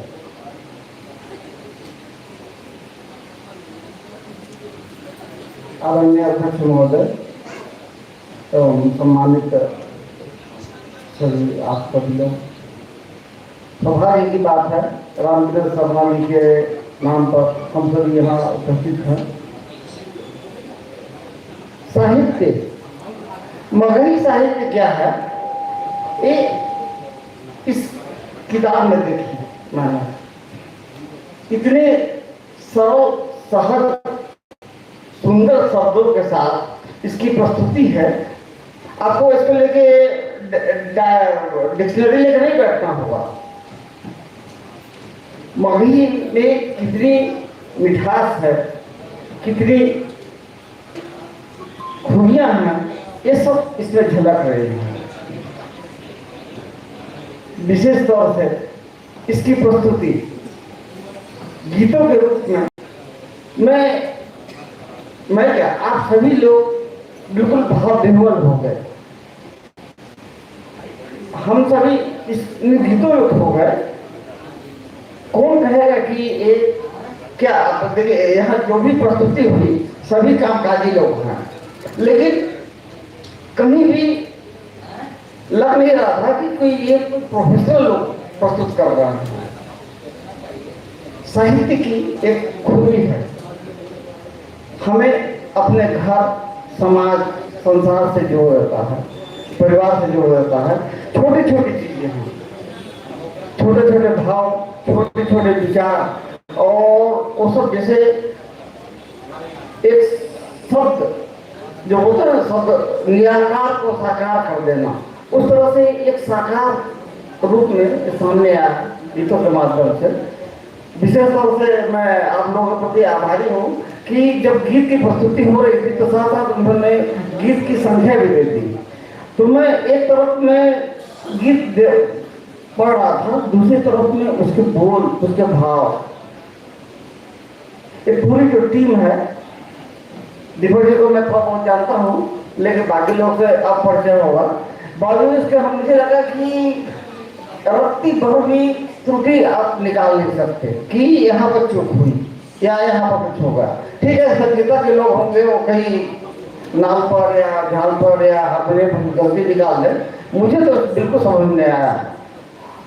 जो मैंने सुना वो बिल्कुल जैसा वक्त है कि हृदय के अंदर में उतर जाना, आजीवन उन शब्दों को, उस लय को, उसका जो है लय है, जो भाव है, जो उसके अंदर में जो मधुरिमा सौंदर्य है, वो सभी कहीं बोलते दिल के कहीं कोने में उतर आना, वो सब उतर आया है। हम विशेष रूप से दीपक जी और उनकी टीम के हम विशेष रूप से आभारी हैं। आजकल देखिए डीजे का समय है, जहाँ जाइए ढा ढा ढा ढा बज रहा है। क्या बज रहा है, क्यों बज रहा है पता नहीं। इनके बीच में एक जो लगा कि हम गर्मियों में घूमते हैं, क्या होता है, कुछ नहीं मिलता, लेकिन कहीं एक बर्फ का टुकड़ा मिलता है, वो हाथ में हम लोग रखते हैं। वो हाथ में जब वो बर्फ का टुकड़ा मिलता है तो हृदय को सुकून मिलता है। यहाँ आकर मुझे यही सुकून मिला। पटना में मैंने देखा कितने शोर शराबा हो रहा है। ठीक है, इस बर्फ का टुकड़े के समान मुझे एक जो मेरे हृदय को, मेरे दिल को जो ठंडक पहुंचा दिया, जो शीतलता प्रदान की, वो मैं आजीवन नहीं भूल सकता। धन्यवाद, धन्यवाद।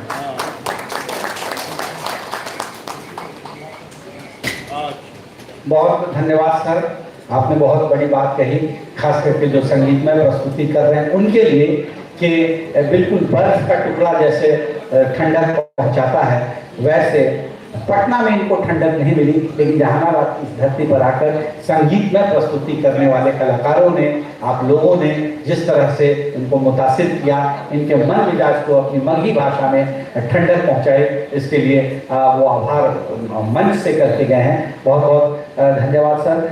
नवादा से चलकर आए हैं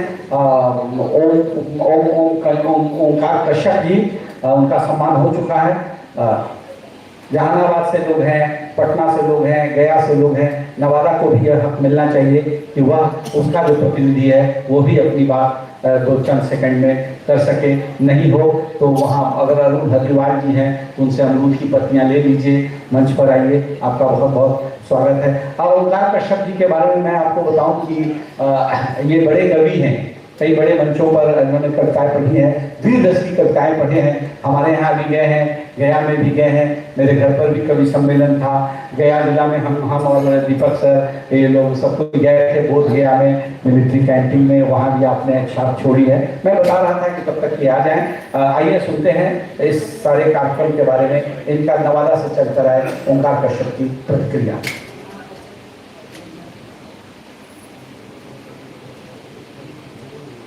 प्रातः स्मरणीय मां शारदे के मानस पुत्र राम विनय शर्मा विनय जी के कीर्ति स्तंभ के लोकार्पण पर उपस्थित आप तमाम महनीय जनों का मैं अभिनंदन करता हूं, प्रणाम करता हूं। के नारायण सर की उपस्थिति है, आप तमाम महनीय लोगों की उपस्थिति है। मैं व्यक्तिगत रूप से दीपक जी के गीतों का दीवाना था, लेकिन उनकी श्रम साधना इतनी सशक्त है, आज यहाँ पर से जो उद्घाटित हुई है, मैं आपको करवट प्रार्थना करता हूँ दीपक सर, आप सत्य में मनीषी हैं। बहुत बहुत धन्यवाद। आपने मगही के जब साहित्यकार लेखनी उठाता है, कई विद्वताओं को जीता है और सबसे पहले परिवार आड़े आता है। हम सब में से कई लोग इसके साक्षी रहे हैं कि काशी के एक बड़े साहित्यकार हुआ करते थे, श्रीनाथ खंडेलवाल। कहा जाता है कि उन्होंने 400 पुस्तकें लिखी। 400 पुस्तकें लिखने के बाद, और वो भी घर से कोई मुरा टूटा आदमी नहीं, 400 करोड़ की संपत्ति भी, इसके बावजूद श्रीनाथ खंडेलवाल का निधन वृद्धाश्रम में हुआ और उनका शव उनका पुत्र लेने नहीं आया। कहा कि पिताजी ने साहित्य को बहुत कुछ दिया है, उनके जो लोग हैं उनका अंतिम संस्कार कर दे। ये दुखद झंझावात भी साहित्यकारों ने देखा है, और आप राम विनय शर्मा जी के पुत्र पौत्र को भी देख रहे हैं, जिन्होंने अपनी निष्ठापूर्ण निछावर की है और अपने दादाजी के सम्मान में दादाजी के कीर्ति स्तंभ को रखा है। एक बार उनके लिए आप करके जरूर मिलेंगे। ऐसा पोता अगर इस समाज में है तो कोई और दादाजी मगही मयंक लिखने का साहस कर सकता है। तो इस साहस के लिए मैं आपको प्रणाम करता हूँ। यहाँ तमाम विद्वत बैठे हैं, मैं उनके सामने पढ़ना क्या है, लिखना क्या है। माँ सरस्वती की कृपा से देश भर में जाने का अवसर मिलता है। 4 पंक्तियां छानिका जो मैंने यही बैठ के लिखी, श्री राम विनय शर्मा जी विनय जी के चरणों में रखता हूँ, उसके बाद मैं अपना स्थान लेता हूँ कि घरेलो हसुना मगर के। एक दुर्भाग्य मेरा ये है कि मैं तमाम महनियों मनीषियों से उनके अंतिम दौर में मिलता हूँ। 2025 में मगध ने 2 ऐसे लाल खोए, एक हमारे वरिष्ठ प्रेरणा पुरुष राम रतन सिंह रत्नाकर जी, जिनको हमने 2025 में खोया, दूसरा राम विनय सिंह जी को खोया।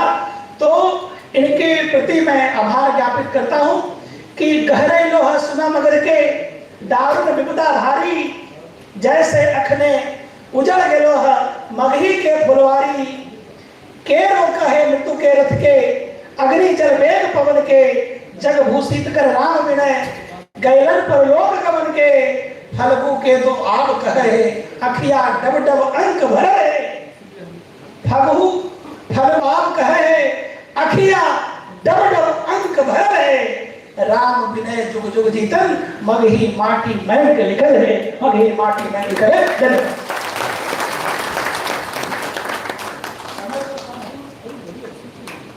बहुत बढ़िया, बहुत ओजस्वीपूर्ण ढंग से आपने राम विनय शर्मा विनय को अपने शब्दों से श्रद्धांजलि अर्पित की। अविनाश बाबू को आभार कहा। आप अपने आप को अमीर मानते हैं लोग कि मैं अमीर हूं, लेकिन अमीर वही व्यक्ति होता है जिसकी आने वाली नस्लें अमीर होती है। असली अमीर वही व्यक्ति है जिसकी आगे की पीढ़ी अमीर है। राम विनय शर्मा विनय किन आर्थिक स्थितियों में गुजरे शिक्षक थे, समझ सकता है कि पहले शिक्षकों की आर्थिक स्थिति बहुत अच्छी नहीं थी, लेकिन उनकी पीढ़ी जिस तरह से इस एयर कंडीशन सभागार में शानदार सोफे के बीच बढ़िया माइक, बढ़िया संगीत, करारे रसगुल्लों के बीच, पंतुआ उसको कहेंगे, काला वाला को रसगुल्ला नहीं कहते हैं, रसगुल्ला उल्टा वाला को कहते हैं। तो आपने रसास्वादन किया, तो सचमुच ये अमीरी है, ये दिलेरी है कि अपने ब्रह्मलीन दादा के सपनों को कोई पूरा कर रहा है। अविनाश जी, आप और आपका परिवार इसके लिए एक मिसाल खड़ी कर रहा है। यहाँ आज इस जहानाबाद की धरती पर हमारे साथी अभी कह के गए हैं कि साहित्यकारों के रास्ते में सबसे बड़ा अवरोधक उनका परिवार होता है। ऐसा होता है, लेकिन यहाँ पर मैं कह रहा हूँ, दीपक बाबू को मैं देखता हूँ, कल मैं इनके आवास पे आया तो जैसे लड़की के विवाह की तैयारी होती है, पूरा घर में इनके पूरे बैठक खाने में पूरी चीजें पसरी हुई हैं, तैयारी करके रखी हुई है। मैंने अस्वाभाविक रूप से मुझे निकल गया, ये तो ऐसा दिख रहा है कि जैसे कल बारात आने वाली हो। तो ऐसा इसलिए है ओंकार साहब कि न सिर्फ दीपक जी हैं, बल्कि दीपक जी का पूरा परिवार, इनकी धर्म पत्नी, इनके बच्चे, इनकी बहू, इनका छोटा पोता, सब के सब साहित्य और संस्कृति के पीछे दीपक जी के राह पर चल रहे हैं। बहुत आभार है, बहुत भाग्यशाली है जहानाबाद की ये धरती, जहाँ दीपक जी जैसे लाल साहित्य की सेवा कर रहे हैं। मैं दीपक जी को आमंत्रित करता हूँ कि इस पुस्तक का संपादकीय आपने ही लिखा है, एडिटोरियल लिखने का श्रेय आपको जाता है। बहुत मंथन इन्होंने किया है, बहुत चर्चा की है, बार बार फाड़ा है, लिखा है और तब कुछ रत्न निकाल पाए हैं साहित्य के गर्भ से। मैं आपको बड़े आदर और सम्मान के साथ मंच पर आमंत्रित करता हूं कि आप अपने दिल की बात रख सकिए। इस पुस्तक को यहाँ तक ला सकने में आपने क्या कठिनाइयां झेली, क्या क्या किया, आइए दीपक जी से सुनते हैं। बहुत बहुत धन्यवाद अरविंद जी। आप 2-4 साल उम्र में छोटे और मित्र दोनों नहीं होते तो मैं ये कभी नहीं कहता कि कभी कभी किसी के बारे में आप ज़्यादा बोल जाते हैं। भला बताइए, ये लाल और पीला क्या क्या, ऐसा कुछ है नहीं। सच कहता हूँ, ऐसा कुछ नहीं है। इस धरती पर हूँ तो साहित्य, संगीत, कला की सेवा हमारा शास्त्रोक्त धर्म है और उस धर्म का निर्वाह मैं करता हूँ।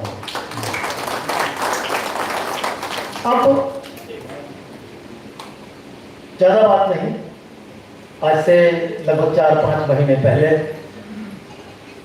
चितरंजन चैनपुरा जी, जिनसे मैं पहले से परिचित था, मेरे बैठक खाने में आए थे, साथ में एक नवयुवक को लेकर के। संपादकीय जो मैंने लिखी है ये इस पुस्तक में, इसकी जिक्र की है मैंने। वो आए थे लेकर के, एक हाथ में पुराना सा पॉलिथीन, पता नहीं उसमें क्या, इधर उधर की बात होती थी, सर समाचार क्या होता है ये होता था चितरंजन जी से। लेकिन मेरी निगाह उस नवयुवक पर बारहा चली जाती थी, पहचान पा नहीं रहा था, लेकिन उस युवक की निगाह में हमसे कुछ आशा घुसी हुई थी, दिखाई पड़ रही थी। देश 2-4-10 मिनट इधर उधर की बात करके वो पांडुलिपि मेरे समक्ष रखी गई। तो अब मैं हिंदी लिखता हूँ, मगही की इतनी गहराई वो मैंने जीवन में पहली बार देखा है। मगही को मैंने देखा था, मगही थोड़ा बहुत लिखता हूँ, लेकिन इतना अनुभव नहीं था मगही के बारे में। इसलिए अनमनस्क ढंग से मैंने कहा कि ठीक है रखिए ना, देखा जाएगा।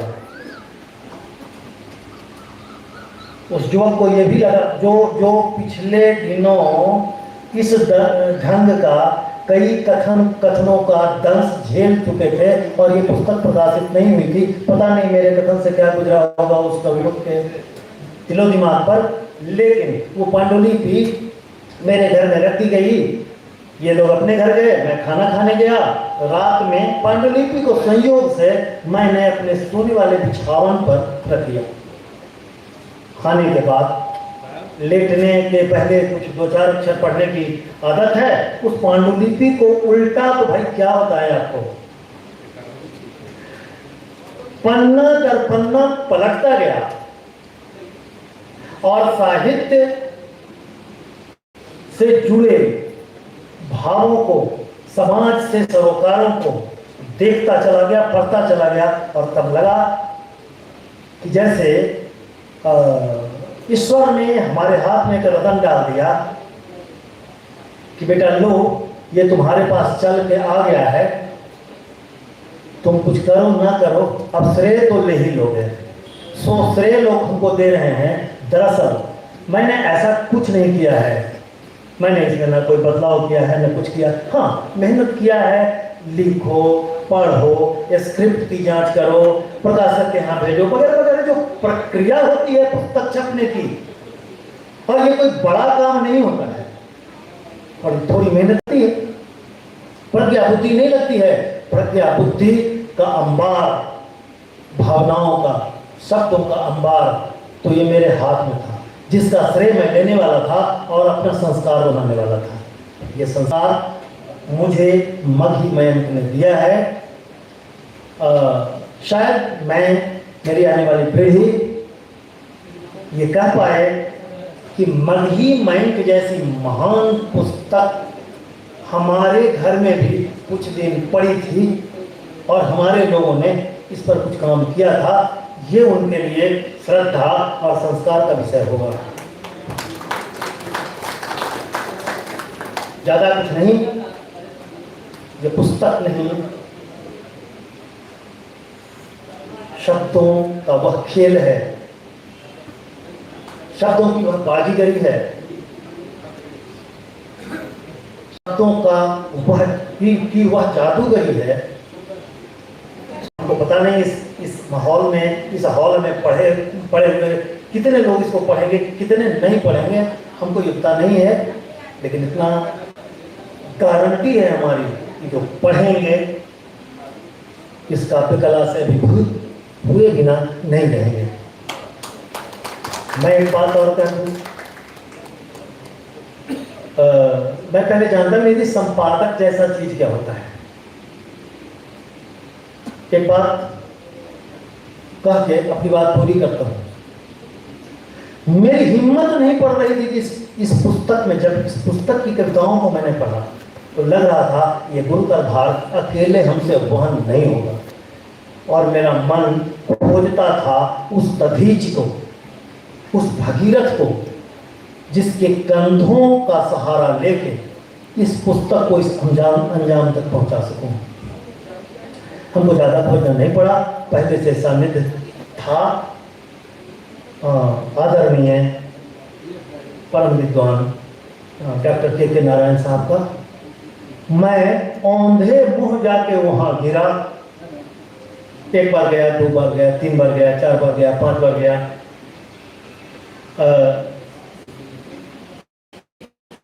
सर माफ करेंगे, 3 बार 4 बार मैं ऐसा है कि 9 बजे जाता था, गप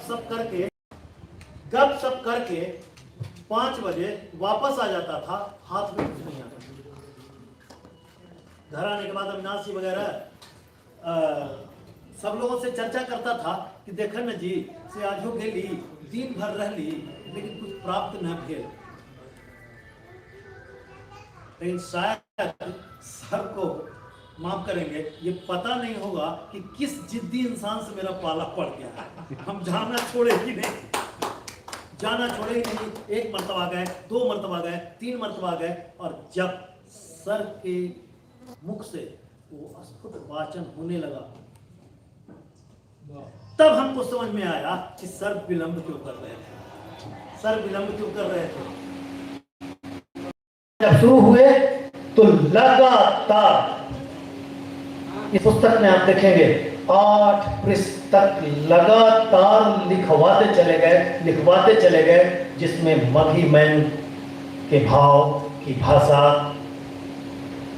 सब कुछ के बारे में, जैसे कुशल चितेरा एक चीज का वर्णन कर डालता है अपनी चेतना से, अपनी प्रज्ञा से। हमको तब समझ में आया कि सर को इतना विलंब क्यों हो रहा था। मैं आपको सूचना दे दूं, अभी सर हमारे मुख्य वक्ता भी हैं, मुख्य अतिथि भी हैं, बारी आने वाली है। एक कविताओं का इतनी गहराई से आकलन इन्होंने किया, हमको तब समझ में आया कि सर को 3-4 दिन हमको दौड़ाना क्यों पड़ा, और अगर मैं नहीं दौड़ता तो वो रत्न प्राप्त नहीं होता जो इस पुस्तक में सर की लेखनी से दर्ज है। और शीर्षक पड़ा अथ श्री मगही मयंक मीमांसा। आप इस पुस्तक को पढ़ेंगे तब समझ में आएगा। बहुत बहुत धन्यवाद। ऐसा कुछ नहीं है, ये जहानाबाद की दौलत है, और पूरा जहानाबाद, अब ये दिवंगत है, पूरा जहानाबाद होस्ट बना हुआ है, मेजबानी कर रहा है, बाहर से आने वाले लोग मेहमान हैं। सबसे माफी के साथ अब हम देते हैं अरविंद जी को। ऐसा कुछ नहीं है, ये श्रेय कुछ नहीं, बस इसको ये आपके सामने मैंने लाया है, बाकी सारा काम मगही मैन ने स्वयं किया है। ये दीपक जी का बड़प्पन है कि सब कुछ करने के बाद भी यह श्रेय जहानाबाद की धरती को दे रहे हैं, जहानाबाद के साहित्यकारों को दे रहे हैं। जब आपने अपने पहले उद्बोधन में कहा कि मैं तो अपने धर्म का निर्वाह कर रहा हूँ, अगर मैं साहित्य की सेवा कर रहा हूँ तो यह मेरी ड्यूटी है और यह मेरा धर्म है, और मैं उसी का निर्वहन कर रहा हूँ, इसमें मेरा कुछ नहीं है। यह बड़ी बात आपने कही। एक झूठी बात आपने ये कही कि जब मैंने बातचीत में पूछा, गई हनु जी, अरे आज गई है जो महाराज 3 घंटा बैठ लियो, से चले लियो, परसों भी गई है लियो, कुछ ना मिल लो। हम कहते जब कुछ ना मिला हो तो जाकर कहे लगी, अरे महाराज कुछ मिले चाहे ना मिले, काज ने कहाँ से ऐसे बिस्कुट खिलावा थी, ऐसे मिक्सचर खिलावा थी, ऐसे पेड़ा खिलावा थी, तो मिले चाहे ना मिले, तो मिली थे ना कम से कम। तो कहने का मतलब कि भाई गुरुजनों के सानिध्य में आप रहेंगे। उपनिषद ये शब्द ही कहता है कि बड़ों के पास बैठो, तो बड़ों के पास बैठो। तो पहले कुछ भौतिक चीजें मिली, और उसके बाद जो आपने गुरुजन से प्राप्त किया, जो उसमें आपने डाला, तब यह जाके यह एक ऐसी किताब बन गई जो शाश्वत है। और हमेशा आपने कहा जहानाबाद नहीं, मैं ये कहता हूँ कि ये पूरी मगही क्षेत्र के लिए एक ऐसी किताब बन गई जो मानक किताब हो गई। जो जैसे साहित्य में किताबें हैं, कालिदास की वो लिखा है पृथ्वीराज रासो ने, वो किताब बन गई, उसी तरह से मगही की एक किताब बन गई। इससे पहले कि मैं गुरुदेव को आमंत्रित करूं, अभी मैं देख रहा था कि सर कुछ चबा रहे थे। मुझे शंका हुई कि कहीं अमरूद की पत्तियां तो नहीं चबा रहे हैं। तो सर मैं आपसे आग्रह करूंगा कि आप इलायची चबाएं, और अगर अमरूद की पत्तियां चबा रहे हैं तो उसको बेअसर कीजिए। समय है आपके पास कुछ मिनट का, क्योंकि हमारी एक संगीत में प्रस्तुति बची हुई है। मैं अपने संगीत के कलाकारों को आवाज दे रहा हूं कि वे स्टेज संभालें, और अंतिम प्रस्तुति के बाद जब हम इसके इख्तिताम पर पहुंचेंगे,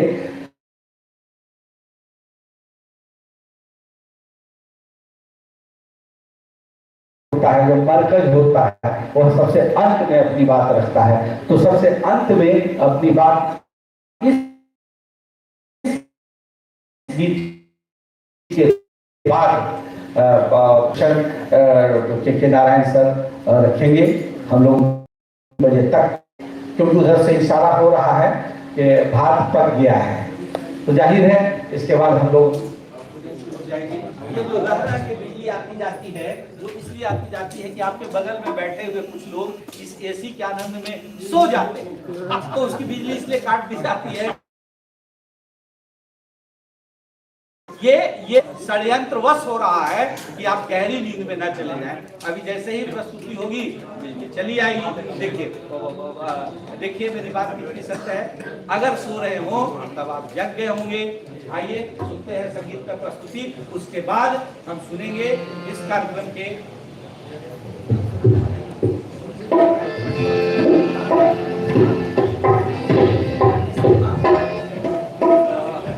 समारोह के विशिष्ट अतिथि को सुनेंगे।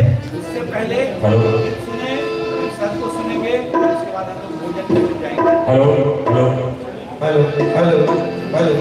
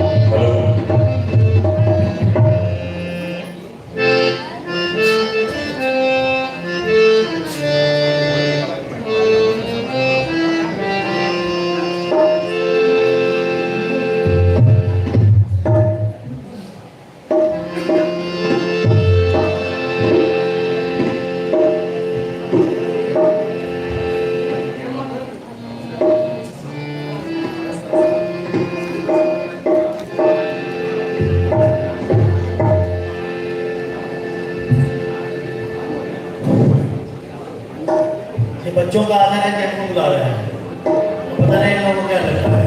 ऐसे मेरी उम्र का आदमी गाना छोड़ देता है और हमारे गले में अब दम नहीं है।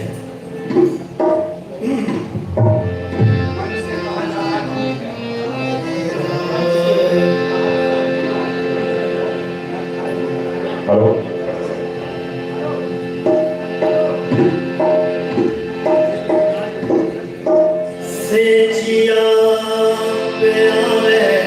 महीना कौन है? कौन हिंदी महीना कौन है? तब हम लोग सही है। से जिया पे आवे नाही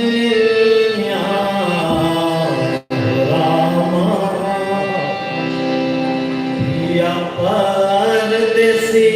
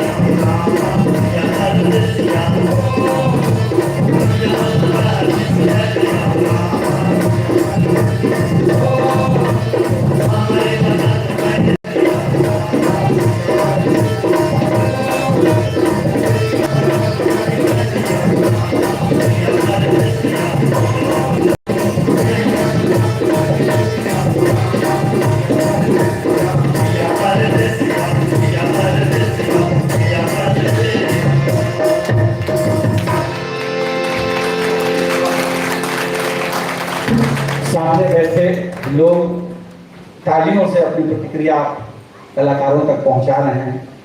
क्या सुंदर गीत। दूर बैठे हुए लोग कुछ झूम झूम कर तालियां बजाकर आपको दाद दे रहे थे। बहुत अच्छा लगा। क्या बढ़िया राम विनय बाबू ने कविताएं लिखी हैं। सुनकर पढ़कर बहुत आनंदित आप होंगे जब कभी इत्मीनान से फुर्सत के क्षणों में आप पढ़ेंगे। मैं इस सदन में मौजूद अनिरुद्ध शर्मा जी, अनिरुद्ध कुमार जी से आग्रह करता हूं कि वे कृपया मंच पर आएं। अनिरुद्ध सर जी, आप अपनी बात रखने के लिए मंच पर आएं। साथ ही इस सदन में मौजूद सूर्य प्रकाश जी, उनको मैं आवाज दे रहा हूं कि आप अनिरुद्ध शर्मा जी के हाथों पहले अपना सम्मान ग्रहण कर लीजिए। आप गया जी से और स्थानीय हैं जो बाहर से अतिथि आए हैं, सम्मानित करें, तब आप अपनी बात रखेंगे। आप सूर्य प्रकाश जी हैं, अभिमन्यु कुमार जी आपको सम्मानित करेंगे। आप स्थानीय हैं, आप बाहर से चल के आए हैं। सूर्य प्रकाश जी दीपक जी के मैं कह सकता हूँ टेक्नोलॉजिकल एडवाइजर हैं और गाहे बगाहे जब कहीं तकनीक रूप से वो मदद की उनको आशा पड़ती है तो सूर्य प्रकाश जी बिल्कुल हनुमान की तरह खड़े होते हैं। मैं अभिमन्यु जी से आग्रह करता हूं कि सूर्य प्रकाश जी को मंच पर अंग वस्त्र देकर और मोमेंटो देकर सम्मानित करें। यह युवा टेक्नोलॉजी का मास्टर है और साहित्य संगीत के साथ जुड़ा हुआ रहता है। यह बड़ी बात है। आपका बहुत बहुत धन्यवाद सूर्य प्रकाश जी। आप अपना टेक्नोलॉजी के साथ समय बिताते हुए, शिक्षण कार्य करते हुए भी आप इस तरह की गतिविधियों में शामिल होते हैं। यह आपकी बेहतरीन संस्कृति और स्वाद का परिचायक है। मैं माइक दे रहा हूं अभिमन्यु कुमार जी को जो स्थानीय हैं। 2 मिनट में अपनी बात रखेंगे, उसके बाद हम लोग चलेंगे मुख्य अतिथि की ओर। पहले अभिमन्यु कुमार। आज के कार्यक्रम में वैसे मैंने बहुत सारे कार्यक्रम को देखा है, लेकिन ऐसे निर्भीक मंच संचालक बहुत कम देखने को मिले। मैं उनका भी अभिनंदन करता हूँ।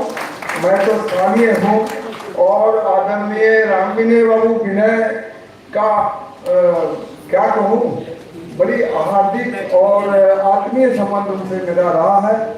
मैं उनके व्यक्तित्व के बारे में बहुत विशेष कोई साहित्यिक चर्चा तो नहीं करना चाहता हूँ, लेकिन उनका व्यक्तित्व एक बड़ा आत्मीय था। ऐसा समाज में व्यक्ति देखने को नहीं मिलता है। उनके निधन के दिन मैं उनके पास गया था और मुझे लगा कि एक बहुत बड़ा संपत्ति हमने खो दिया। व्यक्तिगत संबंध होने के कारण वो प्रायः हमसे आते थे और हम लोग घंटों मिलकर और इसी साहित्य और समाज के विषय में चर्चा करते रहते थे। ऐसे राम विनय बाबू विनय जी को मैं हृदय से प्रणाम करता हूँ और मंच पर उपस्थित करने के लिए मैं अपनी भावना व्यक्त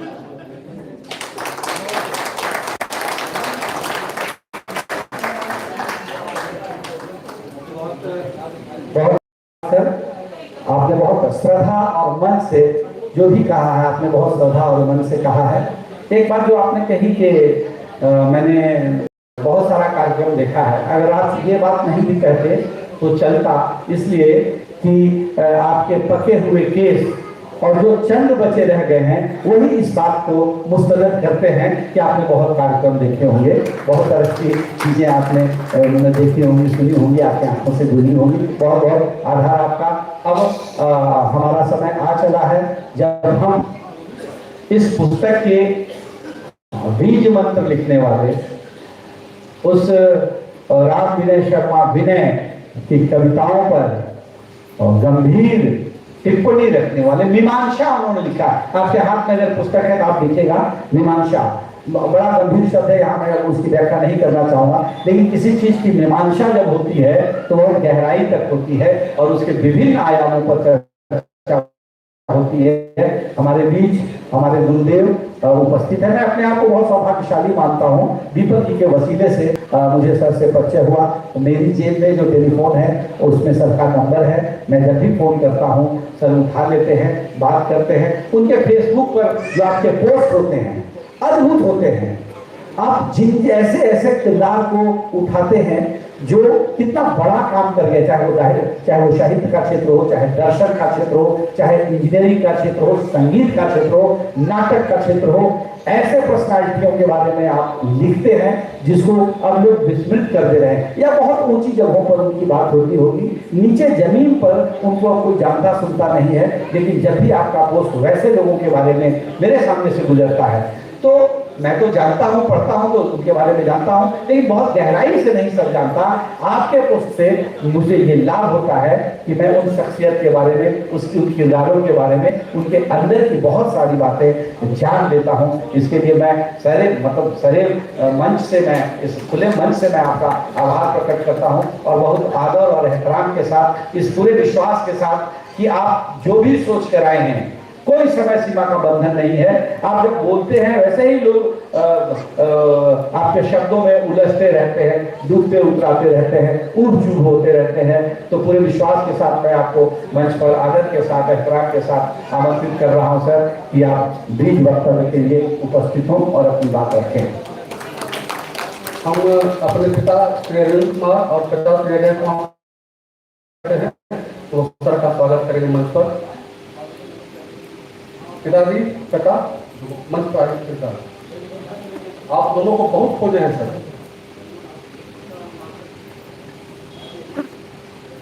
अविनाश बाबू अपने चाचा और पिताश्री को मंच पर आमंत्रित कर रहे हैं कि जो इस समारोह के सिरमौर हैं उनको आप पुष्प देकर उनका सम्मान करें, उनका इस्तकबाल करें।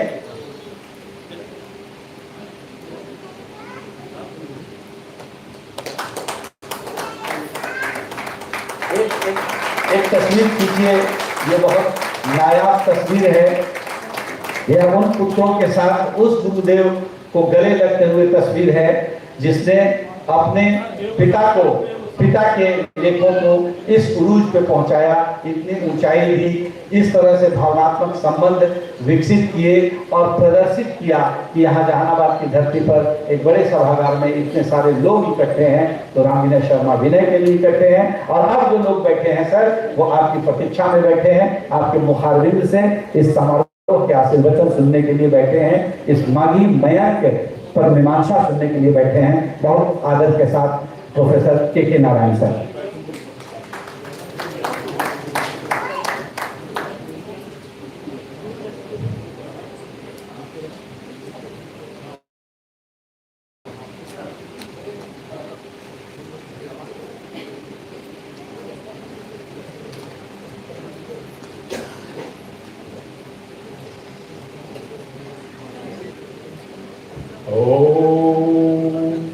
सहनावतु सहनौ भुनक्तु सह वीर्यं करवावहै तेजस्विनावधीतमस्तु मा विद्विषावहै। ओम शांति शांति शांति। शब्द ब्रह्म के उपासकों, मैं विनय बाबू के संबंध में एक शब्द नहीं बोलूंगा, आप आश्वस्त रहिए।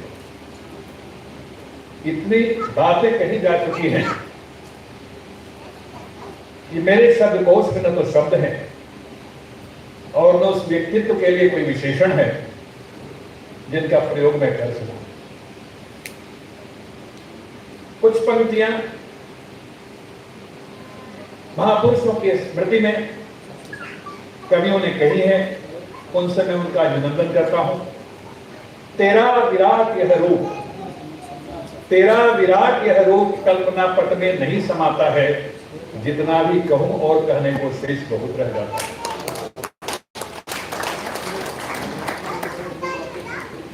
जहानाबाद की प्रज्ञा प्रसवा भूमि को मैं नमन करता हूं। और मैं कोई बाहर का नहीं हूं, हमारा लोग कहते हैं कि बाहर से आए, मैं जहानाबाद की मिट्टी में जन्मा हूं, आपके बीच का हूं। और यह संयोग है कि जहानाबाद की धरोहर, जहानाबाद की विरासत, जहानाबाद की संस्कृति युवा कंधों पर प्रदान की जा रही है, इस जिम्मेवारी के साथ कि जिस संकल्प को लेकर आजीवन संत का जीवन जीते हुए एक आचार्य की भूमिका में उन्होंने सेवा की और किसी तरह के 2 नंबर के धंधे में नहीं पड़े। दूध का दूध और पानी का पानी कर दिया। इनके ऊपर बहुत सारे प्रलोभन थे, प्रेशर थे साहित्य काव्य में, लेकिन इन्होंने उस सब को दरकिनार करके निर्भीक रूप से शेषानंद मधुकर का नाम उन्होंने चुना, जो न इनकी जाति के थे न बिरादरी के। इनकी जाति के लोग प्रस्ताव दे रहे हैं कि उनका नाम आप अनुमोदित कर रहे हैं, ये उससे दूर रहे। जहानाबाद जिस परिवेश में उनके व्यक्तित्व का निर्माण हुआ, जहां उनकी शिक्षा दीक्षा हुई, वहां पर देवर्षियों की, राजर्षियों की और ब्रह्मर्षियों की तपोभूमि रही है। 17वीं शताब्दी में औरंगजेब के राज्याभिषेक के बाद जब औरंगजेब ने एक संकल्प लिया फतवाए आलमगीर लिखने के लिए,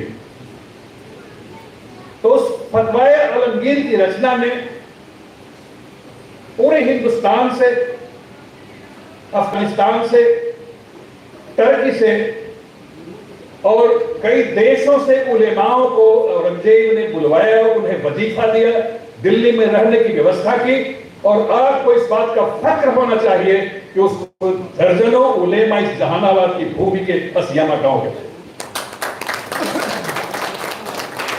हम उस विरासत को जीते हैं और जहानाबाद का निर्माण ही हुआ है लोगों की क्षुधा तृप्ति के लिए। अकाल था पड़ा हुआ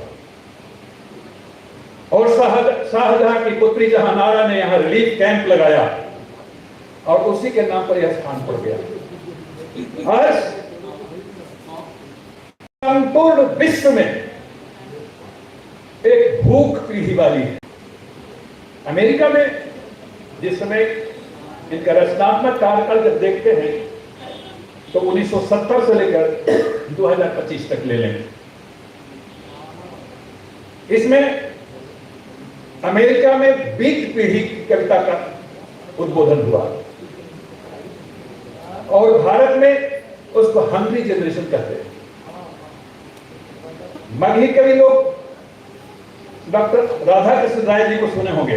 राधा कृष्ण राय जी ज्ञान सम्मेलन से जुड़े हुए थे। राधा कृष्ण राय के साथ एक छात्र पढ़ते थे, उनका नाम था राजकमल चौधरी। राजकमल चौधरी एक वैसा बालक था जिसके पिता ने दूसरी शादी कर दी और बालक दर को भटका। गया जिला स्कूल में राधा कृष्ण राय के साथ पढ़ते थे। गया कॉलेज गया से उन्होंने कॉमर्स में ग्रेजुएशन किया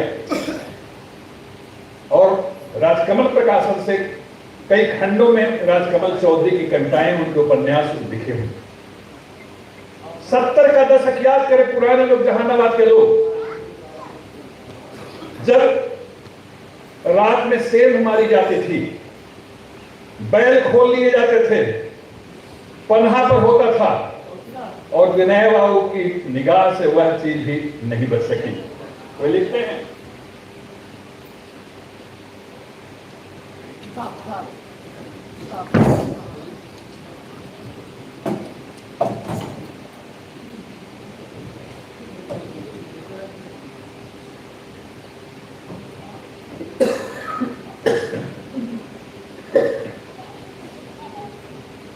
रात बिरात गोरू चोराना है, अकबर अकेलवा हो सेंध पुराना है, पन्हो देला पर बुड़बक बन जाना है।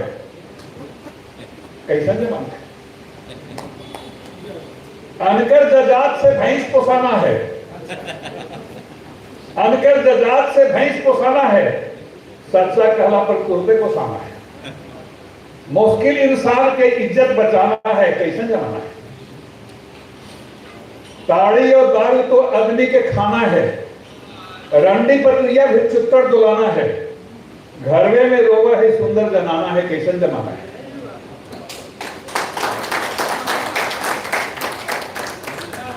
आज संपूर्ण विश्व में अशांति है, भूख है। उस भूख में क्षुधा तृप्ति के लिए हम कौन सा रिलीफ कैंप कर सकते हैं?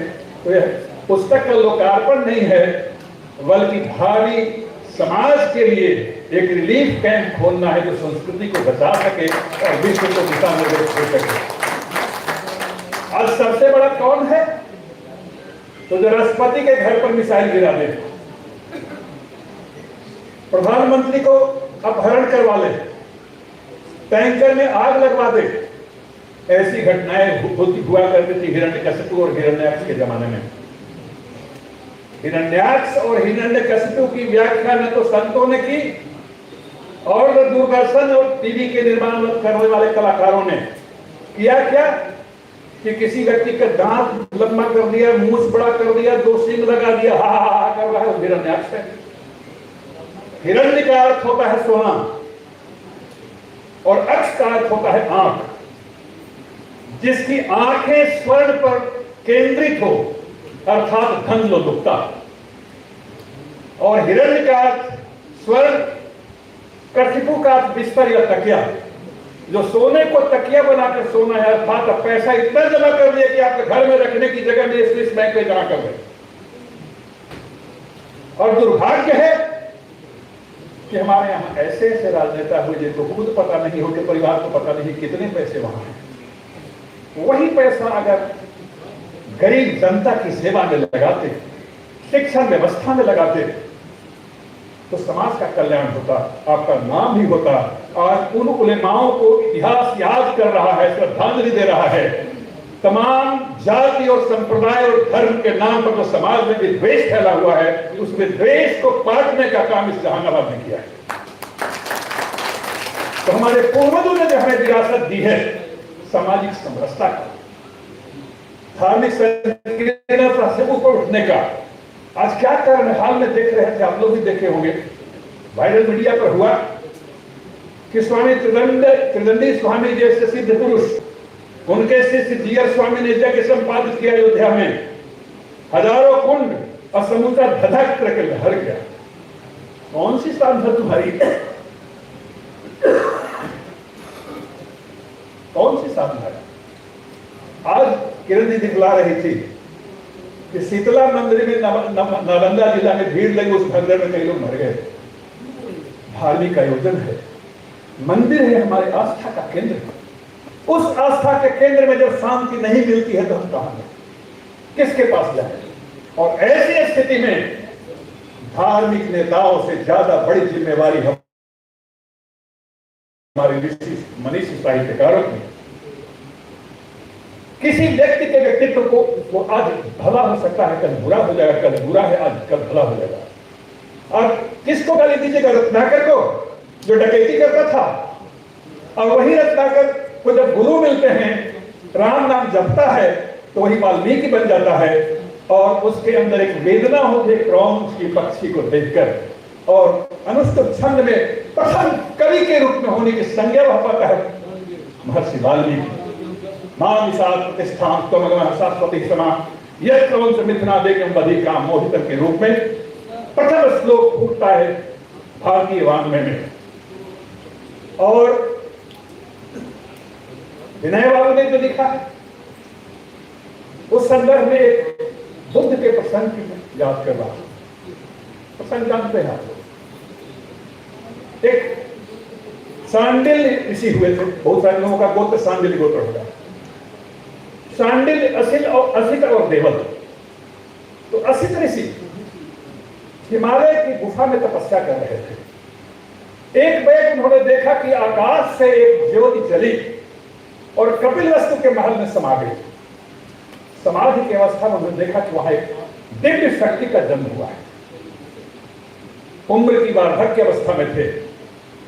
असित ऋषि अपने भांजे को लेकर राजा के महल में जाते हैं शुद्धोधन के यहाँ। ऋषि के आने पर राजा गद्दी से उतरते हैं, स्वागत करते हैं कि ऋषिवर कहिए क्या सेवा की जाए। तो जैसे राम के जन्म होने पर रामनवमी में शंकर भगवान वेश बदल करके अयोध्या की गलियों में घूम रहे थे, भुसुंडी जी घूम रहे थे, उसी तरह से असित ऋषि शुद्धोधन के यहाँ जाते हैं और पूछते हैं कि तुम्हारे यहाँ एक बालक का जन्म हुआ है, उसके मैं दर्शन करना चाहता हूं। बालक को लाया गया, उन्होंने देखा, गोद में लिया, मुस्कुराया, और मुस्कुराने के बाद उनकी आंखों से अविरत अश्रु प्रवाह। राजा पूछते हैं कि ऋषिवर, आपने जब इस शिशु को देखा तो आपके मुंह पर प्रसन्नता थी, लेकिन जब आपने गोद में लिया तो आप रोने क्यों लगे? क्योंकि प्रसन्नता इसलिए हुई, यह बालक या तो चक्रवर्ती सम्राट होगा और नहीं तो धर्म चक्र परिवर्तन करेगा, नए धर्म की स्थापना करेगा। और रो इसलिए रहा हूं कि जिस समय यह धर्म चक्र परिवर्तन करेगा, मैं बूढ़ा हो चुका हूं, मेरा शरीर नहीं रहेगा। मैं जानबूझकर अपने भगने को ले आया हूं साथ कि तुम अभी बचोगे, और तुम अगर दर्शन करना इनका तो इनके आके जरूर दर्शन करना जब धर्म चक्र परिवर्तन करेंगे, और मेरे लिए उनसे प्रार्थना करना। यह चिंता है ऋषि को।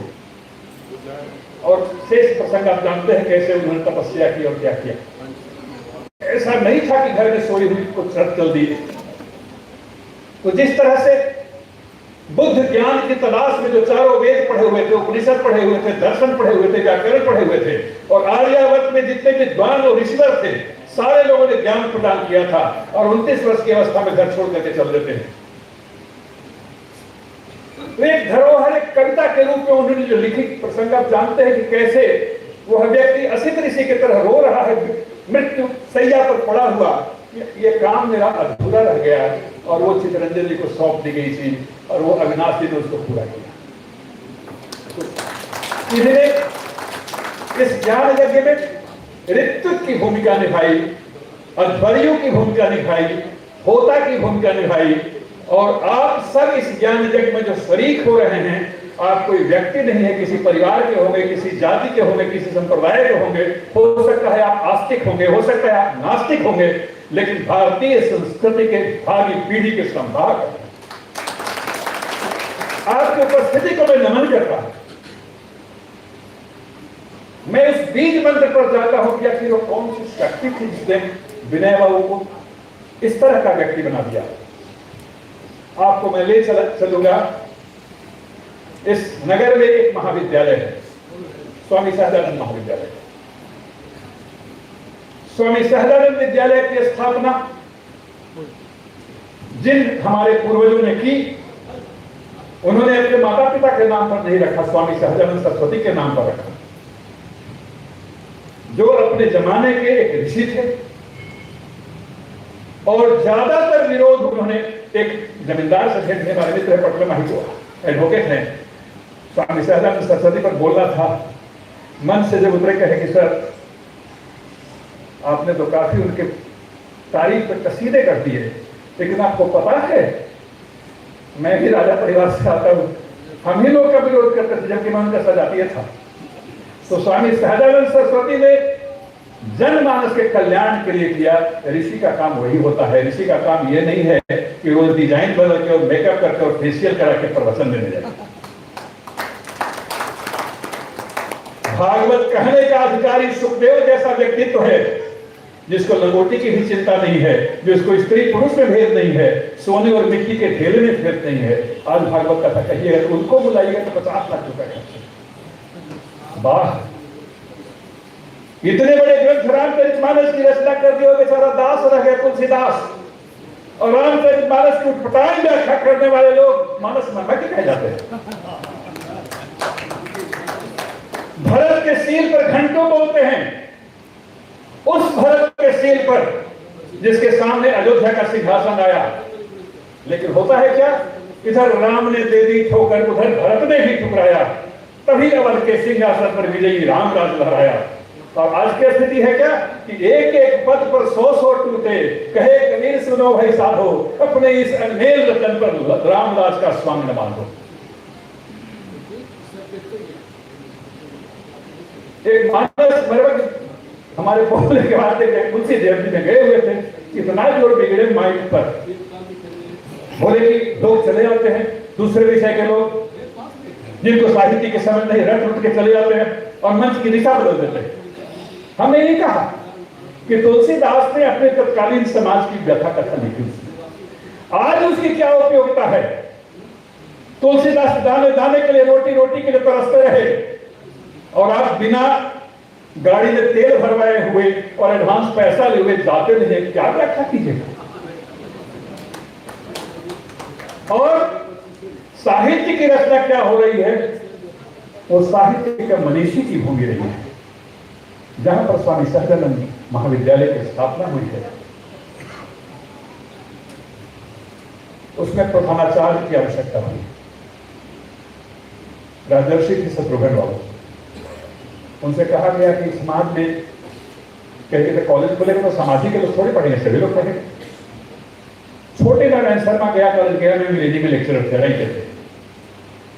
वे संस्थापक प्रधानाचार्य के रूप में यहां आए, और छोटे नारायण शर्मा श्री अरविंद के भक्त थे। और जिस समय 1957 से लेकर 61 तक 63 तक रही रहे, वह कार्यकाल था छोटे नारायण शर्मा का। तो श्री अरविंद को जब 1907 में जेल दे दिया गया, बिना कोई कारण की, कोई गलती नहीं उनकी, उनको जेल दे दिया गया और लगता था कि फांसी हो जाएगी उनको। लेकिन संयोग ऐसा हुआ कि उस जेल में उनको स्वामी विवेकानंद की आवाज सुनाई पड़ी। रामकृष्ण ने उन्हें आदेश दिया, भीतर से मातृ मंदिर स्थापना करो। और स्वामी विवेकानंद ने कहा कि पाश्चात्य देशों में और समूचे देश में मैंने संदेश दे दिया है, क्षेत्र में मैंने काम कर दिया है, उसका क्रियान्वयन तुमको करना है, और उसी के लिए तुमको एकांत के लिए सेल में बुलाया गया है। यहां से निकलोगे तो तुम्हें एक नई दिशा देनी है देश को। चित्ररंजनी और सारे कवि लोग क्षमा कीजिएगा, आज हम 2 कविता लिखते हैं तो अपन बच्चों को सुनाते हैं, सुनो एक कविता लिखी है, कभी कभी पत्नी उठाते हैं, क्या करेगा कविता सुने तो चाय पीना हो तो बिना कविता सुनाए पिलाइए तो हम चाय पिला सकते हैं। तो दौड़ दौड़ करके कविता सुनाना, मंचों पर जाना। श्री अरविंद 40 वर्षों की साधना करते हैं, 1910 में शुरू करते हैं सावित्री लिखना, और 1950 में उनका शरीर छूटता है, और कई बार उसमें संशोधन उन्हें किया। 24,000 पंक्तियों का महाकाव्य है, और अपने जीवन में 40 वर्षों की साधना में सारा संसाधन रहते हुए भी वो पुस्तकाकार नहीं छपी। और मदन ने 1952 में 2 वॉल्यूम में सावित्री को छपवाया। सावित्री आज एक महाकाव्य है। और 20वीं सदी में सूर्य की उपासना में 2 ऋषि कल्प हमारे सम्मुख हैं। एक आचार्य श्री राम शर्मा, जो गायत्री शक्ति का आवाहन कर उन्होंने दिया, और दूसरे सावित्री शक्ति का आवाहन श्री अरविंदो ने किया।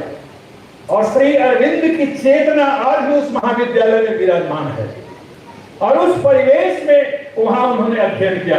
विनय बाबू ने सूफी संतों की भूमि ने उनके परिवेश को बनाया। हम यहाँ बैठे हुए हैं तो अदृश्य रूप में कौन कौन सी शक्तियां यहाँ उपस्थित हम नहीं देख रहे हैं, लेकिन निश्चित रूप से कोई न कोई ईश्वरीय प्रेरणा है कि आज के इस महावीर जयंती में जब छुट्टी रहती है, जैन धर्म के संस्थापक को नहीं कहेंगे, उनकी जयंती है। और संयोग है कि विनय बाबू की भी जयंती है और महावीर जी की भी जयंती है। तो शील समाधि प्रज्ञा बुद्ध ने दिया, महावीर ने कुछ और दिया, संदेश दिया।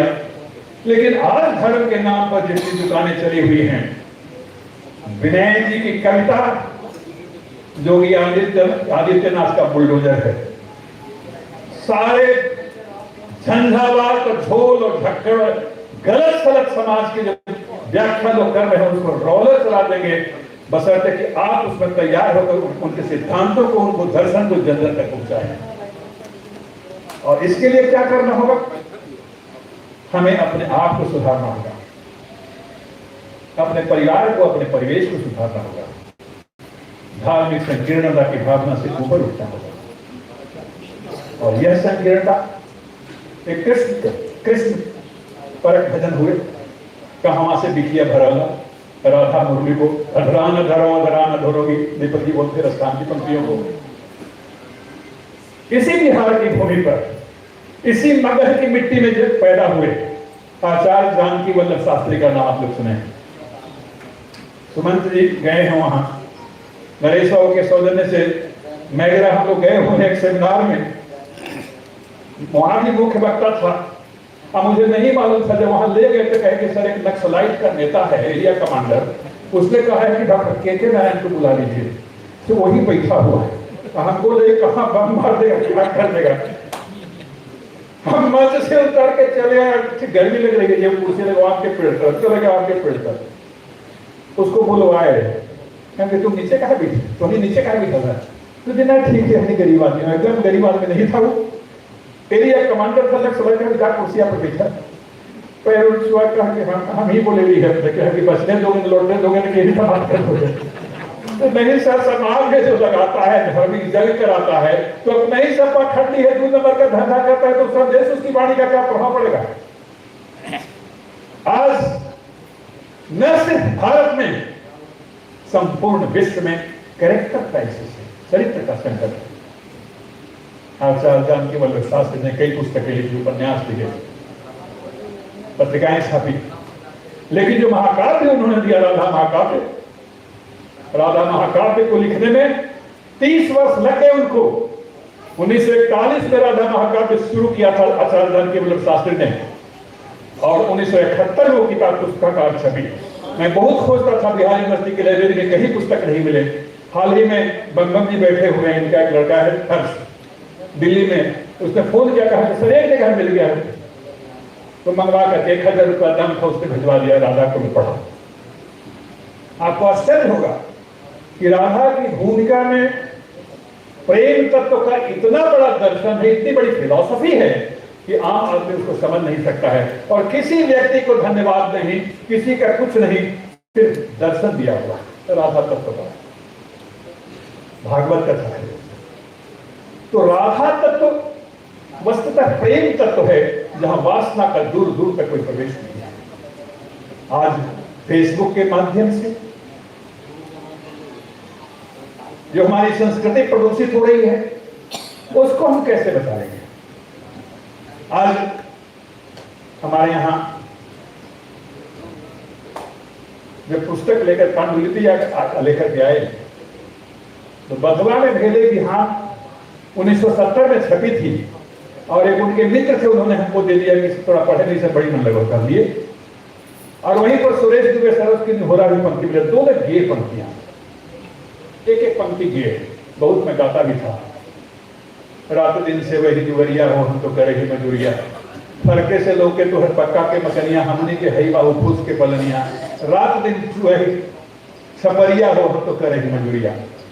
बड़े बड़े लोगों की प्रशस्ति लोग करते हैं, आपका जूता ज्यादा पवित्र है, लेकिन जिन व्यक्ति को मंच पर माला पहनाना जाता है, आप माला का अपमान कर रहे हैं।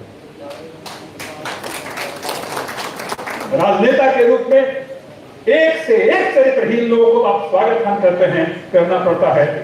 मुझे भी एक बार हुआ, एयरपोर्ट पर एक चांसलर को रिसीव करके जाना पड़ा।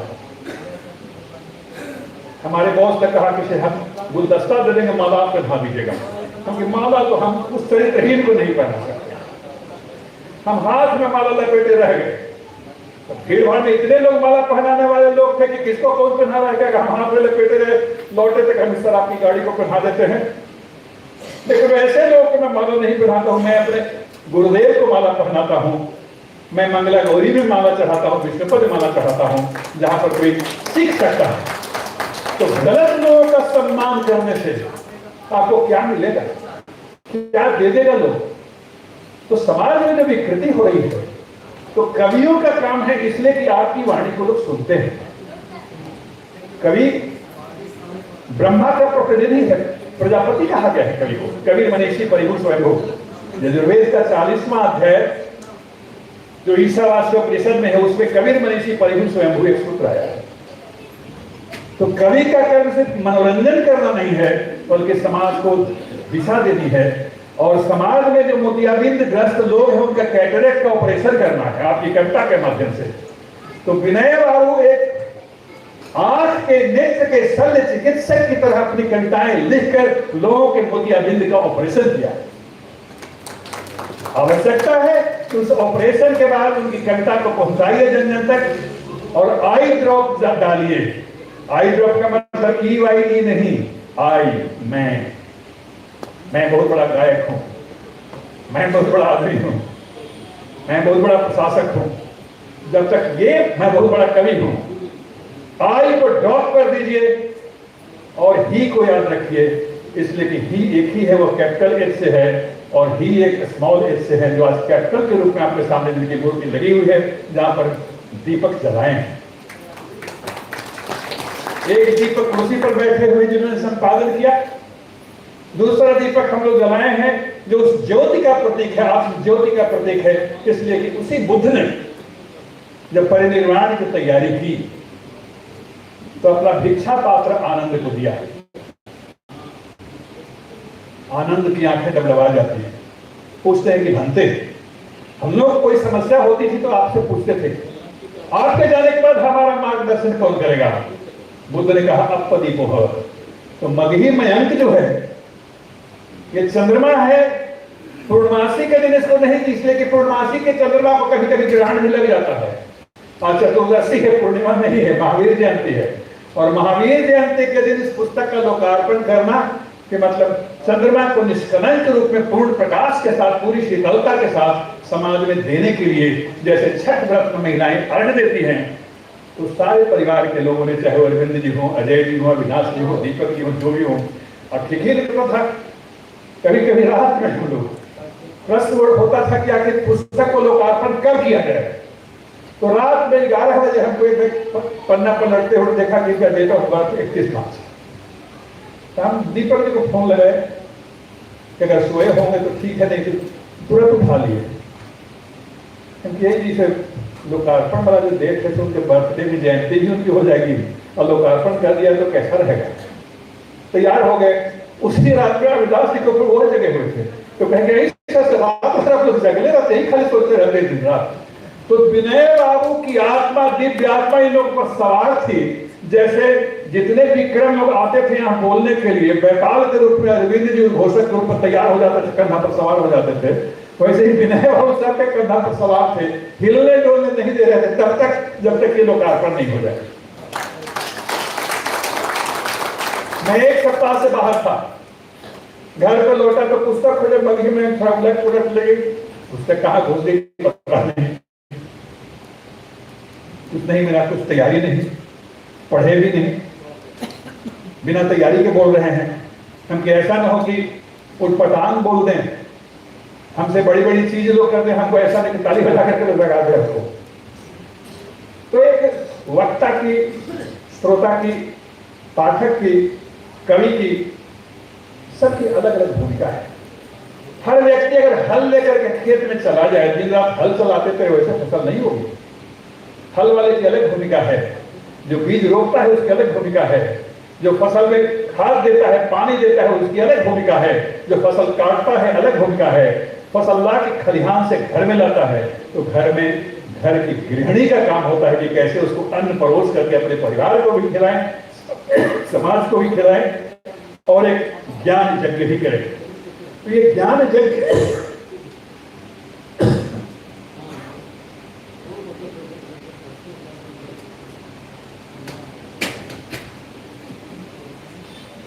यहां पर ऐसा भी नहीं है कि जितने लोग बैठे हुए हैं सबको कुछ ना कुछ नोबेल पुरस्कार मिल जाएगा। और छपने की लालसा कैसी होती है, लोग गुरुदेव रविंद्रनाथ टैगोर का सम्मान हम भी सम्मान करते हैं, लेकिन जॉर्ज पंचम की भूमि पर, मतलब उन्हीं का राज था, उनके स्वागत के लिए लिखा गया था जनगण मन अधिनायक जय है टैगोर के द्वारा। That was the welcome song of George V, और वो नहीं बना और राष्ट्रगीत बन गया। वंदे मातरम खुद गाते थे, वंदे मातरम नहीं बना। गीतांजलि जब उन्होंने बांग्ला में लिखी तो उसका अनुवाद उन्होंने खुद किया, और तब हुआ कि इसकी भूमिका जब तक W.B. येट्स नहीं लिख देंगे, सबसे बड़ी कवियां इंग्लैंड के थे, आयरलैंड के, नोबेल पुरस्कार उनको ही मिला बाद में 1939 में। तो क्या हम पुस्तकें लिख रहे हैं, रचना कर रहे हैं पुरस्कार लेने के लिए कि साहित्य अकादमी पुरस्कार मिल जाए? वैदिक ऋषियों को कौन सा पुरस्कार मिलना था, वाल्मीकि को कौन सा पुरस्कार मिला, कालिदास को कौन सा पुरस्कार मिला, तुलसी को कौन सा पुरस्कार मिला, मानस को लेकर दिलीप की डिग्री दे रहे हैं। पहली और चोरी करके लोग फर्स्ट क्लास फर्स्ट होते हैं तो बड़का लब्ध स्वर्ण पदक छपवाते हैं, और कबीर डंके की चोट पर कहता है कि बस का जब से हो नहीं चलते हो नहीं हाथ। मैं अनपढ़ हूं, लिखना पढ़ना कुछ नहीं जानते थे, और उनके भजनों का संकलन उनके शिष्य धर्मदास ने किया, और धर्मदास ने संकलित कर कबीर वाणी को जनमानस के सम्मुख रखा, और यही कारण है कि आज कबीर आज भी अमर है। तो दो चीजें स्पष्ट हमको दिख रही थी, जैसे संगीत में घराना होता है, गुरुकुल होता है। आदि शंकराचार्य ने 4 पीठ की स्थापना की, 4 पीठ के शंकराचार्य। तो मगही के लिए यह पावन भूमि जो जहानाबाद की है, मगही साहित्य का एक स्थापित घराना हो गया है, जिसका श्रेय विनय बाबू को जाता है। और विनय बाबू की कविताओं को संगीत रूप में बद्ध करने के लिए शास्त्रीयता और लोक धुन को एक साथ मिलाकर जो किया, वह भी एक संगीत का घराना है। और आने वाले दिनों में जानिएगा, पूछेगा कि कौन किस घराने का संगीत है, जहानाबाद घराने का। तो जहानाबाद घराना का साहित्य, जहानाबाद घराना का संगीत, और जितने भी आप लोग बैठे हुए हैं, जैसे त्रिपिटक की रचना हुई थी तो 500 अर्हत लोग राजगीर में बैठे थे प्रथम संगीति में, जिसमें विनय पिटक, सूत्र पिटक और धम्म पिटक को एक जगह किया गया, और प्रधान शिष्य महाकश्यप की अध्यक्षता में सभा की गई। लेकिन सबसे ज्यादा बुद्ध के करीब आनंद रहते थे, और आनंद को अरहत पद प्राप्त नहीं हुआ था। तो कहा कि बुद्ध वाणी को संकलित करने के लिए आनंद का रहना जरूरी है, इसलिए कि बुद्ध वाणी को उन्होंने जब देखा, महाकश्यप ने कहा कि सभा कुछ देर के लिए स्थगित कर लो, आनंद को कहो कि साधना करे और अरहत पद प्राप्त करे। एक कुर्सी खाली रखी गई। आनंद ने जब अरहत पद प्राप्त किया तो राजगीर में प्रथम संगीत हुई।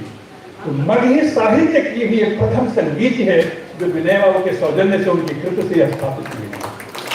भावी पीढ़ी जो है को याद करेंगे। साहित्य कोश 2 भागों में ज्ञान मंडल से पब्लिश हुआ, हिंदी के विद्वान लोग जानते हैं। साहित्य कोश, जिसमें लेखकों, कवियों, साहित्य के विभिन्न ग्रंथों के बारे में चर्चा है।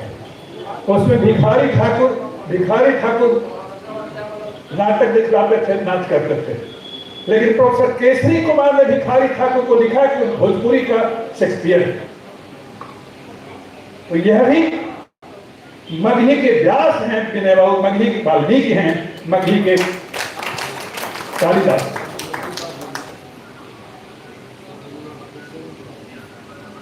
श्री अरविंद जिस अति मानसिक स्थिति की चर्चा करते हैं, स्वामी विवेकानंद जिसकी स्थापना चाह रहे हैं, विवेकानंद ने कहा था कि मैं भारतीय युवाओं का आह्वान करता हूं कि मुझे 100 समर्पित भारतीय मिल जाए, भारत की दशा बदल दूंगा। आपको आश्चर्य होगा कि स्वामी विवेकानंद को 100 समर्पित कार्यकर्ता नहीं मिले। संस्थाएं बनती हैं, संस्थाएं मिटती हैं। विनय बाबू ने कोई संस्था स्थापित नहीं की, पुरस्कार के लिए कहीं नहीं गए, बुलाया गया तो गए, तो ऐसा नहीं कि हमको ये प्रोग्राम हो जाए तो वो मिल जाए तो पुरस्कार मिल जाए। तो हम लोग बोलते हैं कभी कभी कि कभी लोग आजकल एक व्रत करते हैं कि कौन व्रत सर? चंद्रायन व्रत। जहां कहीं चंद्र मिलेगा चंद्र उठ के चले, हमको भी चंद्र मिलता है, कभी भी नहीं है। लेकिन सुमंत जी के सौजन्य से, अरुण हरिवाल के सौजन्य से कभी कभी चंद्रायन व्रत में मैं भी शरीक हो जाता हूँ। अब मैं अपने आप को जब झांकता हूँ तो क्या मैं चादर ओढ़ने का अधिकारी हूँ? जितने लोग इस सम्मान से सम्मानित हुए हैं, क्या विनय बाबू की तरह दधीची का व्यक्तित्व है जिसने अपने आप को तपा दिया? और एक और कवि है जिनकी चर्चा मैं अक्सर करता हूं, गोपाल सिंह नेपाली। गोपाल सिंह नेपाली कवि सम्मेलन से लौट रहे थे, भागलपुर में ट्रेन में उनको हार्ट अटैक हुआ, एक्सपायर कर गए। परिवार बॉम्बे में रह रहा था। चक्रवर्ती वहां के डीएम थे विनोदानंद शाह, चीफ मिनिस्टर थे। मैसेज आया, विनोदानंद शाह ने कहा कि गोपाल सिंह नेपाली जैसा व्यक्तित्व उसको राजकीय सम्मान के साथ भागलपुर में दिया जाए। और उनके अंत्येष्टि मुखाग्नि उनके साथ 5-6 जो करीब मित्र थे उन्होंने आग ली थी। और वह गोपाल सिंह नेपाली कहते हैं कि अफसोस नहीं इस काम उसको, अफसोस नहीं इस काम उसको जीवन में हम कुछ कर न सके, झोलियां किसी की भर न सके, संताप किसी का हर न सके। अफसोस नहीं इस काम उसको जीवन में हम कुछ कर न सके, झोलियां किसी की भर न सके, संताप किसी का हर न सके। अपने प्रति सच्चा रहने का जीवन भर हमने काम किया, अपने प्रति सच्चा रहने का जीवन भर हमने काम किया। देखा देखी हम जी न सके, देखा देखी हम मर न सके। विनय बाबू ने किसी की नकल नहीं की, वे अपने आप में संपूर्ण व्यक्तित्व थे। और उनके व्यक्तित्व में व्यास का उदात्त है, कालिदास का विराट और वाल्मीकि का सी है, तीनों महाकवियों। लेकिन तुलसीदास संस्कृत के विद्वान होते हुए भी उन्होंने जनवाणी में रामचरितमानस लिखा। आज मगही में इन्होंने जो कविताएं लिखी हैं, चाहे राधा से जुड़ी हुई हो या समाज की विसंगतियां हो, जो भी एक एक कविता का अगर मूल्यांकन कीजिएगा तो आप देखिएगा कि मगही साहित्य का, मगही वाङ्मय का, विश्वकोश का बीज मंत्र इसमें छिपा हुआ है। मैं तो चाहूंगा कि आने वाले दिनों में, इसलिए कि इस पुस्तक पर मैं चर्चा करना चाहूंगा तो हमको 3-4 घंटे का समय चाहिए। हम शुरू जब किए तो लेकिन कहां से लिखे, कहां समाप्त करें, कैसे शुरू करें, इतना विराट लिखा हुआ है। अब चुन करे तो सब ठीक है, इतने समय सीमा में छापना है तो छाप दीजिए। दीपक जी बराबर हो जाना है सर, हम लोग को पड़ गई है। और हम लोग वाले लोग क्या है, कहीं जी से फिर 10 हफ्ते का किताब। अब हमको एक दीपक उसके मैंने स्क्रिप्ट ले ली है, तो उस अपराध में तो हम शरीक हो जाएंगे, तो ब्लैक लिस्ट में तो मेरा भी नाम हो जाएगा। ताकि विनय बाबू आप ही दया कीजिए हम लोगों पर। तो हमारे पूर्व पुरुष जब मरते हैं तो पार्थिव शरीर को अग्नि को समर्पित किया जाता है, जल को समर्पित किया जाता है। श्राद्ध कर्म लोग करते हैं, श्राद्ध कर्म पिंडदान करते हैं। तो यह पिंडदान नहीं है कि समझिए कि जो गया में जो पिंडदान होता है उनका तर्पण है, उनका अर्पण है। और मां सरस्वती की वीणा के तारों को झंकृत करने के लिए ये मगही मयंक साहित्य जगत को समर्पित है। और मैं चाहूंगा कि आप लोग सीधा होकर के बैठ जाइए। और संपूर्ण विश्व में शांति है, चाहे वो अमेरिका हो, इराक हो, ईरान हो, कोई भी चैन से नहीं है। हम भी चैन से नहीं, हम इसलिए बचे हुए हैं कि कोई मारने वाला पैदा नहीं हुआ है। जिस समय राजगीर होटल पर एक मिसाइल दाग लगा, कैसे रहा ले जाने वाले कोई नहीं रहेगा। तो भय लगता है कि निकले हैं तो लौट के जाएंगे कि नहीं, ईरान वाला मिसाइल डाल देगा कि अमेरिका वाला डाल देगा। तो आप सीधा होकर के बैठ जाइए विनय बाबू के लिए और विश्व शांति के लिए 2 मिनट का मौन रखें आंखें बंद कर, और जिनमें भी आस्था हो, नहीं तो अपने आप से अपनी आत्मा से प्रार्थना कीजिए। हाँ, खड़ा होकर कीजिए, 2 मिनट का मौन रखें। आप लोग कृपया खड़े हो जाएं, आंखें बंद कर लें और विश्व शांति के लिए और मगही साहित्य के सम्मान और उसकी समृद्धि के लिए परम पिता परमेश्वर से प्रार्थना करें।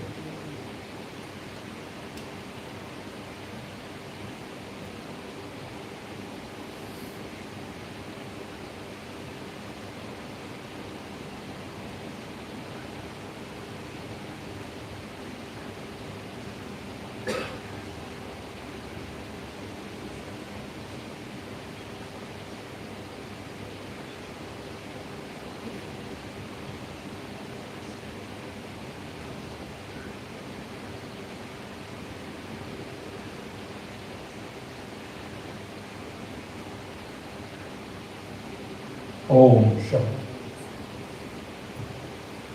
और धन्यवाद ज्ञापन है कि राष्ट्रगीत हम लोग गा लें,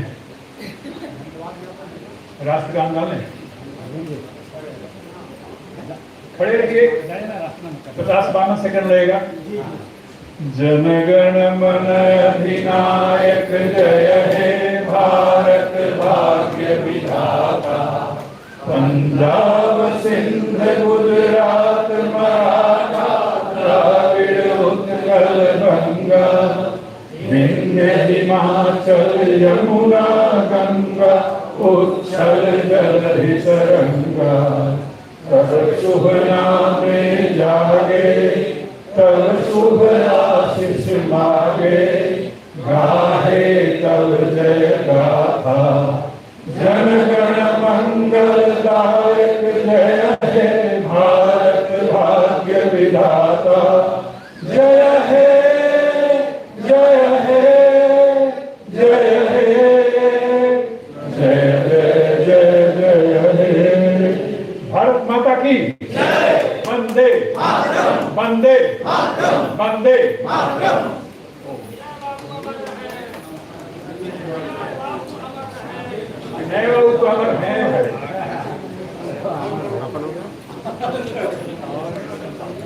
उनका नाम लेके हो गए। उपस्थित सभी लोग भोजन के लिए प्रस्थान करेंगे। कोई मार्गदर्शन कर दें कि भोजन की